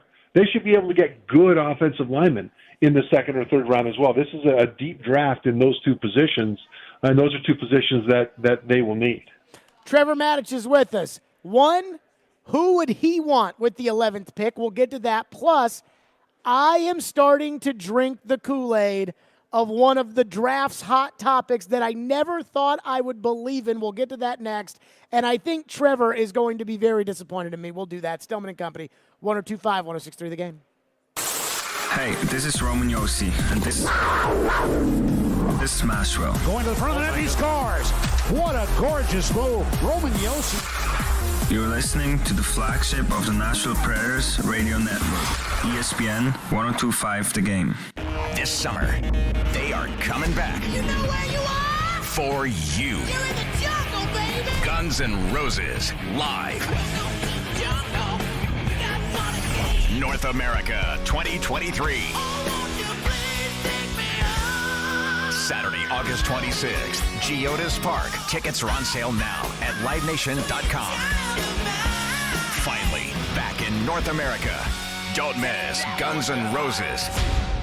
Hey, what's up, everybody? Teron Davenport here from Superbook Sports. Make 2023 the year you beat Vegas. Superbook Sports gives you the chance every week to go head-to-head with the best odds makers in Las Vegas. No fancy computer algorithms, no guys across the pond setting lines for American sports. Just the best team of odds makers in the business behind the counter at the Superbook in Las Vegas. Plus, Superbook features some of the best odds boosts and promo bets anywhere. So download the Superbook Sports app or visit superbook.com and start your battle against Vegas right now. Visit superbook.com for terms and conditions. Gambling problem? Call 1-800-889-9789. Do you have a VA loan? In this housing market, homeowners with VA loans have access to a ton of instant cash. Hey, Willie Donick here. Do you need cash to pay off credit cards and other high-interest loans? How does a check for 80 or 90 grand sound right now? Loan Pronto is helping veterans every day get the money they need with a quick and easy zero-cost cash-out refi with zero closing costs. With a VA loan, it's really cool because you can access up to 100% of your home's value. That's 100%. Use that money to pay off credit cards, home equity lines, car loan, consolidate all your payments into one check per month and close in 2 weeks. Most homeowners who do this end up cutting their overall monthly payments by $800. And Loan Pronto's all-digital process makes it fast and easy. They're doing loans with super low APRs, and they love working with veterans. Call now. See what your options are. Call Loan Pronto, 615-499-5780. That's 615-499-5780, or go to loanpronto.com. Equal housing lender, NMLS 166-1781, subject to lender approval. Looking for a career with purpose or have that passion for youth development? Boys and Girls Clubs of Middle Tennessee provides a safe place where youth gain the tools to learn, lead, and reach their full potential. And that starts with you, offering competitive pay and free after-school care for employees. Learn more at bgcmt.org. Hey, it's Jared. If you're listening to us on I-24 towards Murfreesboro or I-65 towards Spring Hill, make sure you check out 106.3 for another great way to hear Nashville's best sports talk. Still overpaying for a razor? In this economy? Gross. At Dollar Shave Club, you can get a top shelf shave at a regular shelf price. We've been hawking shaving products for years online, And we're excited to bring you the same great quality and low prices at a store near you. From high-quality stainless steel blades to super smooth shave creams, Dollar Shave Club's in the business of making your shave easier. Find Dollar Shave Club in the men's razor aisle. Getting your Dollar Shave Club razor wherever you want. Isn't that great? TSU basketball lives on 102.1 The Ville. Join Coach Brian Penny Collins and the Tigers for every great moment in the OVC. On your home for TSU basketball, 102.1 The Ville and the Ville app. Hey Nashville, this is David Price. You're listening to Nashville's best sports talk, ESPN 102.5 The Game. Let's talk about the guys. Anthony Richardson's stock is going to Malik Willis this year, right? Or this year. It is going to go through. Remember, Malik gave his jacket to a homeless person. He did, right? On the street here in Indianapolis. That was just a part of the whole thing. Threw the ball, ran well. His highlights at Liberty were incredible. He was almost going to be a first rounder after nobody even knew who he was before Indianapolis. Anthony Richardson's going to be that guy this year? I think he's got more ability than Malik. Like, there's more. Well, and also he played at Florida as opposed to. Yeah, but like were you at the Utah game? I was not. Dan Orlovsky. Okay, maybe I heard somebody talk about it. Orlovsky said he loved him at the. Yeah, like I've said, if you were in an alien spaceship and you landed, and that's the only week of college football that you watched, and you watched every game, you'd say that's the best player in the country. Like, he's that gifted. So it's all there. It's just a matter of getting it out of him, going to the right place. I think he needs to sit. I know there's some disagreement on that. You have a guy who's raw. Some people say, he needs to play and get. No, to me, this is the Mahomes plan. Let him sit, let him learn, let him develop, clean some stuff up, and then you could have a huge payout.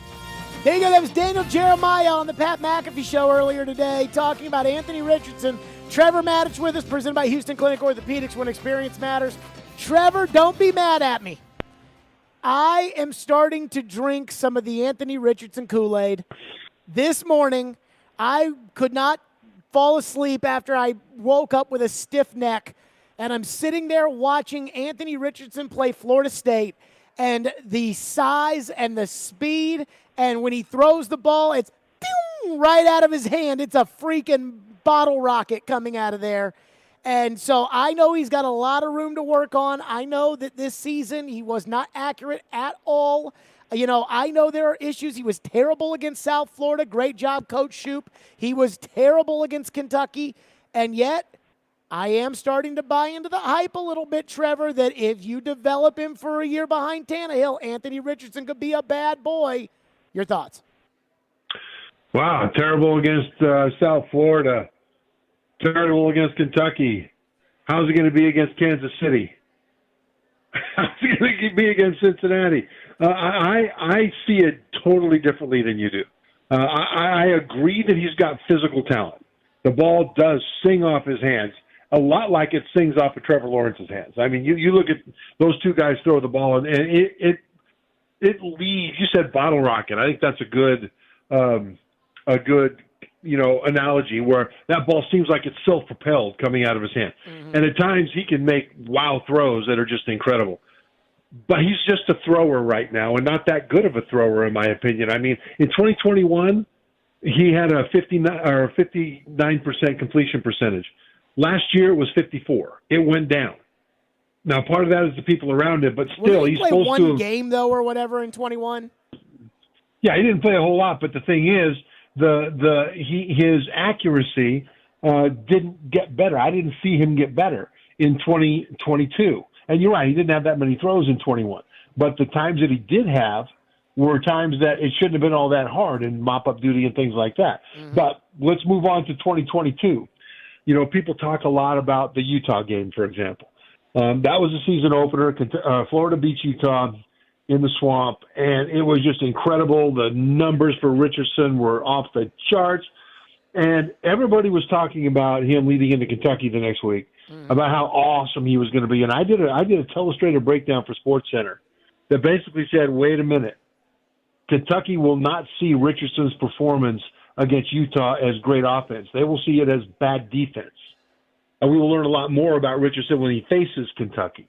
Because I'll give Richardson credit. A lot of the plays that he made, he saw defensive mistakes, and he took advantage of them. But they were defensive mistakes. For example, in the game-winning score, just a few minutes left to go in the game, the drive. So he had a fourth down, And if Utah stops them on that fourth down, that's it. Utah's ahead. Utah's going to win. But Richardson rips off a run off right tackle on a scramble out of the pocket and converts and keeps the drive alive, right? Everybody's like, wow, look at Richardson. But I showed on that tape that on that play, there were 3 Utah defenders in one gap, 3 of them, and no defenders in the adjacent gap. And Richardson saw it, give him credit, ran through that gap and got down and extended the drive. Then on the game-winning score, right up there on the goal line, he scored running the ball around the right edge, about kind of right tight end in the alley out there. But you go back and then, so great, Richardson against that vaunted Utah defense scores the game-winning touchdown, yay, or game-winning score. Trevor, you talk all this trash about that Utah game. I watched that Utah game. I thought I was watching Texas's Vince Young.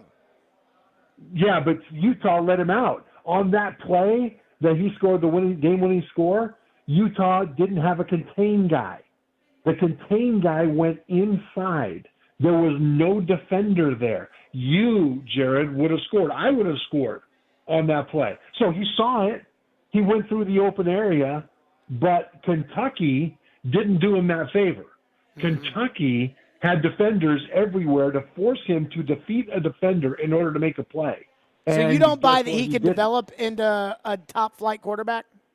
He might, and I don't know that he can, because being a quarterback is a whole lot different from being a thrower.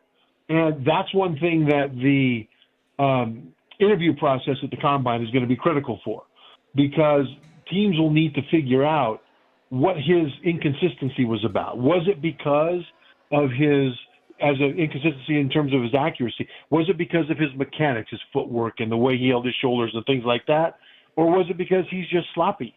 You know, talking to his coaches, did he take coaching and did he get better at those things over the course of the season? It certainly doesn't appear like it.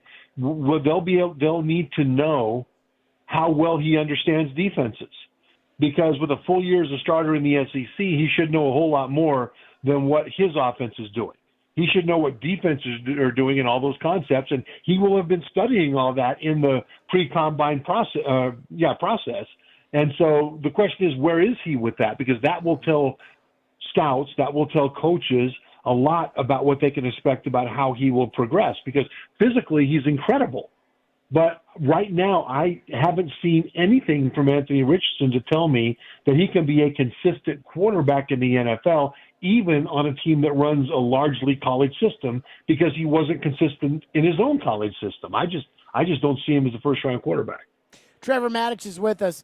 At the Combine, how important is the running, the catching, how important is it for the 3 receivers? Let's throw in Jalen Hyatt, too. Jackson Smith and Jigba, Ohio State, Jordan Addison, USC, Quentin Johnston at TCU, and Jalen Hyatt from Tennessee. Well, it's critical for different reasons. You talk about Jalen Hyatt, we know he can get deep, he can track the ball, he can make the catch. The question is, can he do that being pressed off the line? Because there were, at Tennessee, he wasn't really pressed very much. There were various reasons for that. And in the NFL, you can protect guys, put them in the slot, put them in a motion and shift and bunch formation and things like that. But eventually, he's going to have to be able to get off the press coverage. He's going to have to deal with physical corners. And so they're going to want to see what he can do. And there's not much contact out there. That's not going to be happening. But that's one of the things that he will need to show in order to be able to perform well in the NFL. Also, he'll need to show great precision in and out of his breaks and his distances, et cetera, on short and intermediate routes. Because at Tennessee, he didn't run a full route tree. He just took off and went deep down the field. I think that Jackson Smith and Jigba is intriguing. I mean, he might be the best receiver in this class. But he had that hamstring injury at Ohio State and played almost not at all last year. So the medicals will be important on him. But if his 40 time is what people expect it to be, which is blazing, right? And if they're satisfied with the healing of his hamstring, then he's a guy that, he's got all of it. He can run all those routes. He can do everything. He just needs to show that he can do it like he did in 2021 when he was fully healthy. Quentin Johnston of TCU is 6'4", 215, physical monster mismatch nightmare down the field for any corner. I mean, any corner. But he needs to show that he can also, like we talked about Jalen Hyatt, be more precise with his underneath routes, and he needs to show good hands. He can't drop very many passes because he drops too many of them in his career at TCU. So you talk about throwing and catching important. Yeah, Jordan Addison out of USC is not big. He's about 6 feet, 175. We'll get the official numbers at the combine in terms of how big he really is. But he is the most complete and I think the most reliable of any of the receivers that we're talking about now, because he can do everything there is to do as a receiver. He's just not that big. So they're just going to want to see how his hips are, how his thighs are, how his body is from a standpoint of being able to hold up to the pounding. Trevor, let's say you're Rand Carthon and Mike Vrabel. You're on the clock with the 11th overall pick. Let's use Mel Kiper's mock draft. All 4 quarterbacks are gone. Christian Gonzalez is gone. Witherspoon at Illinois, the corner, is gone. Skoronski, the left tackle from Northwestern, is gone. The elite defensive players are gone. And Will McDonald is gone as a pass rusher from Iowa State. That leaves you with Paris Johnson Jr., who Mel took with the Titans with the 11th overall pick, Broderick Jones out of Georgia at left tackle, Joey Porter Jr. at corner, all of the receivers. If you're on the clock and you're the Titans with that 11th pick, what do you do? I am taking Paris Johnson. He played guard last year at Ohio State.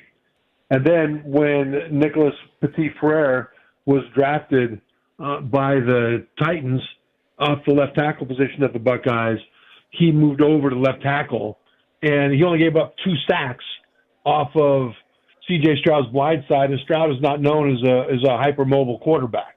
And so he did a phenomenal job in that year in the Big Ten protecting Stroud's blind side, and he's only going to get better there. Now, he needs to improve his functional strength, but I think that now that they've gotten rid of Lewan, they need a guy there for the next 10 years, and in this draft, there isn't a guy that I trust more than Paris Johnson. I would like to have somebody that's more splashy. I'd like to have a ball hawk on defense. I'd like to have an uncoverable deep threat at wide receiver. The problem is this team is so bereft of linemen and receivers right now that they've got to start from the inside out, and they've got to build that offensive line, or none of the little guys are going to matter. And of the tackles that would be available at that point, I think Paris Johnson is the one that I would trust the most to be able to step in. How do you see the difference between Skoronski out of Northwestern and Johnson out of Ohio State? I think Skoronski is more of a guard. Now, he was phenomenal at left tackle at Northwestern. I mean, just absolutely phenomenal. But Paris Johnson is more prototypical left tackle. He's 6'6", 310. His arms should measure at the combine relatively long that, would go with his height. And he's got a frame that can add a lot more weight, and he's very fluid in space. So, I think that Skoronski is going to be a Pro Bowl type guard, but at 11, needing both tackles to be solidified, do the Titans really want to go with a guard there when they can get a guy with a similar grade that can play left tackle? So I would take Johnson if I am the Titans. Okay, Trevor, it has been known – Trevor Matich is with us. It has been told to me that Mike McGlinchey, the right tackle of the 49ers, wants to be a Tennessee Titan. That he is interested – he's going to be a free agent. He is interested in being a Tennessee Titan. Now, he knows Rand Carthon from San Francisco. He's played right tackle in the NFL because Joe Staley and Trent Williams were on the left side when he was drafted with the 9th overall pick in 2018.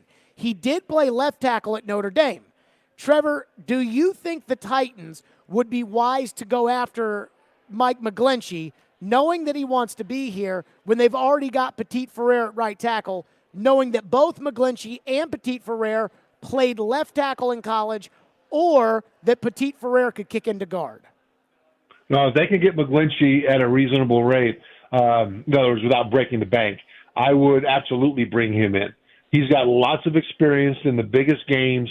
At Notre Dame, he was phenomenal playing next to Quentin Nelson out there. I mean, he's the real deal, and he's experienced. Right now, this offensive line looks like it's going to be built from the ground up with a whole bunch of young guys. They need someone in there to be the anchor and the bell cow. And McGlinchey would be absolutely perfect for that. If they plugged him in at right tackle, then they've got a really intriguing competition over at left tackle. Especially, they could still draft Johnson at left tackle at that point and let he and Petit Frere battle it out for that position and let the other guy be a swing tackle. They need so many players on the offensive line that I could see them bringing in McGlinchey as a free agent and drafting Johnson or Skoronski or somebody else, whoever they like best, to play left tackle. Also, this offensive line it's I don't want to be cruel. Let me just say that this offensive line, you know, Coach Vrabel said that they might have 5 new starters, and I believe him. Mm-hmm. Trevor Matich, as always, joining us. Thank you for shifting your time, Trevor. We appreciate it. We appreciate you, as always. Thank you, Jared. Yep, Trevor Matich joining us on the program. The Predators have made a big trade today. Predators game day is next. Stillman and Company, 102.5, 106.3 The Game. Every Wednesday at noon. That fits the mentality of what they're going to do. Outkick 360's Jonathan Hutton joins Caroline, Willie, and D-Mace to talk all things Titans and NFL. Much more creative in how you go about calling certain plays. He's got opinions and insights on the two-tone blue. That doesn't mean that you can't have great or don't need great quarterback play. Catch Hutton every Wednesday at noon on 102.5 and 106.3 The Game and the Game Nashville app. The Electronic Express tax refund sale is going on now. Get up to 38% off in every department, including 4K TVs, furniture, computers and tablets, housewares, mattresses, smart home, and more. We have all of your appliance needs in stock and ready to deliver. Plus, buy now, pay later with up to 3 years free financing. Shop in-store or online at electronicexpress.com and get express delivery on most items. Electronic Express. We make it happen. Hey, it's Chase McCabe, and in the past, hair loss was inevitable, but now you have a choice for thicker, fuller hair. Trust the experts with 45 years of experience at Hair Club. They've helped more than 500,000 clients love their hair again. No matter your age, stage of hair loss, or budget, Hair Club can customize a solution for you. And for a limited time, you can get 10% off when you book a free consultation today at hairclub.com/chase. That's hairclub.com/chase. Social Furniture's tax refund sale is going on now. You will save up to 50% in every department. Huge markdowns. You don't want to miss this opportunity to make your home spectacular. We have everything for your home in stock with no waiting. And hassle-free same-day delivery makes it easy. Pay no money down and pay no interest for 1 full year during Social Furniture's tax refund sale. Don't wait. Come in today. Social Furniture on Charlotte Avenue in the Richland Creek Shopping Center. And save, save, save. This week's Nashville's best deal is 312 Pizza Company, serving the best pizza in town, as well as Chicago-style eats like Chicago dogs, Italian beef sandwiches, and more. It's also a great spot to grab a beer and watch your favorite team on the big screen. 312 Pizza Company, 371 Monroe Street in Germantown. Head to thegamenashville.com/deals and get half off a $30 gift card. It's 312 Pizza Company, while supplies last. Mr. Clean, Mr. Clean. I hate the struggle of tough, greasy messes on my stovetop. So I just freak, wipe, and I'm done. When I'm frustrated with stubborn bathtub soap scum, I just freak, wipe, and I'm done. Mr. Clean Clean Freak delivers an innovative cleaning experience with a powerful deep cleaning mist that starts working on contact to break down tough messes in seconds. Just freak, wipe, done. They're insightful. To me, you got a left guard situation you got to figure out. Credible. I trust this guy more than this guy. But sometimes they just argue. Why do you like the NFL playoffs? Those teams lose. I don't want college football to be the NFL. When they get... Robbie Stanley and Joe Rexroad are Robbie and Rexroad. Weekdays from 6 to 9 on 102.5 and 106.3 The Game and the Game Nashville app. Strong opinions and a strong personality on your drive home. This is Stillman and Company, presented by TriStar Moving on 102.5 and 106.3 The Game and the Game Nashville app. It's Hockey Night in Smashville. Deflects back for Duchesne. His shot stopped, and the score! What are the keys to victory tonight? What's being said in the locker room? Where do the Preds reside in the Central Division standings? Jared Stillman has the latest now. With Preds Game Day on Stillman and Company. This is Smashville's best sports talk. ESPN 102.5 The Game and the Game Nashville app. Predators Game Day is presented by TJ Anderson Homes of Benchmark Realty. TJ Anderson is my realtor. That's right. I've used TJ for 2 home purchases, and I never hesitate to tell my friends about the great experience that I had, and he's taking great care of them too. That's TJ Anderson Homes of Benchmark Realty, online at tjandersonhomes.com, where they've got all the tools about what's upcoming, what could be available, how you can use the equity in your home, and much, much more. That's TJ Anderson Homes of Benchmark Realty at tjandersonhomes.com. The Predators tonight host the Pittsburgh Penguins. That's right. The Pittsburgh Penguins are in town. It's been a weird day for the Nashville Predators. We start off with the trade that was consummated literally an hour ago. The Predators have acquired defenseman Tyson Barrie and prospect Reed Schaefer, and a 2023 first-round pick and a 2024 fourth-round pick in exchange for defenseman Matthias Ekholm. So the Predators will be without Matthias Ekholm and a 2024 sixth-round pick. So add that to the list for Barry Trotz and David Poyle in David's final draft and Barry's first draft. The Penguins come in with a record of 29, 21, and 9 good for 67 points. And let's just say this about the Penguins. They should be better. It's been a weird season for the Penguins. The Predators 29, 22, and 6, good for 64 points.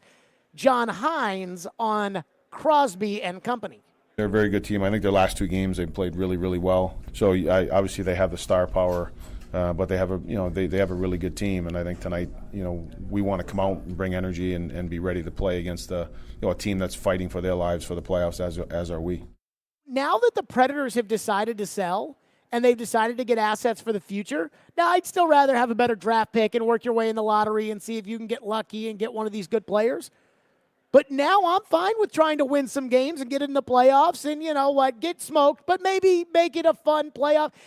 As long as you're not holding on for dear hope and trading away assets in order to get Jeremy Lozons, I'm fine with it. Always excited to see Crosby and Malkin and the Penguins and company.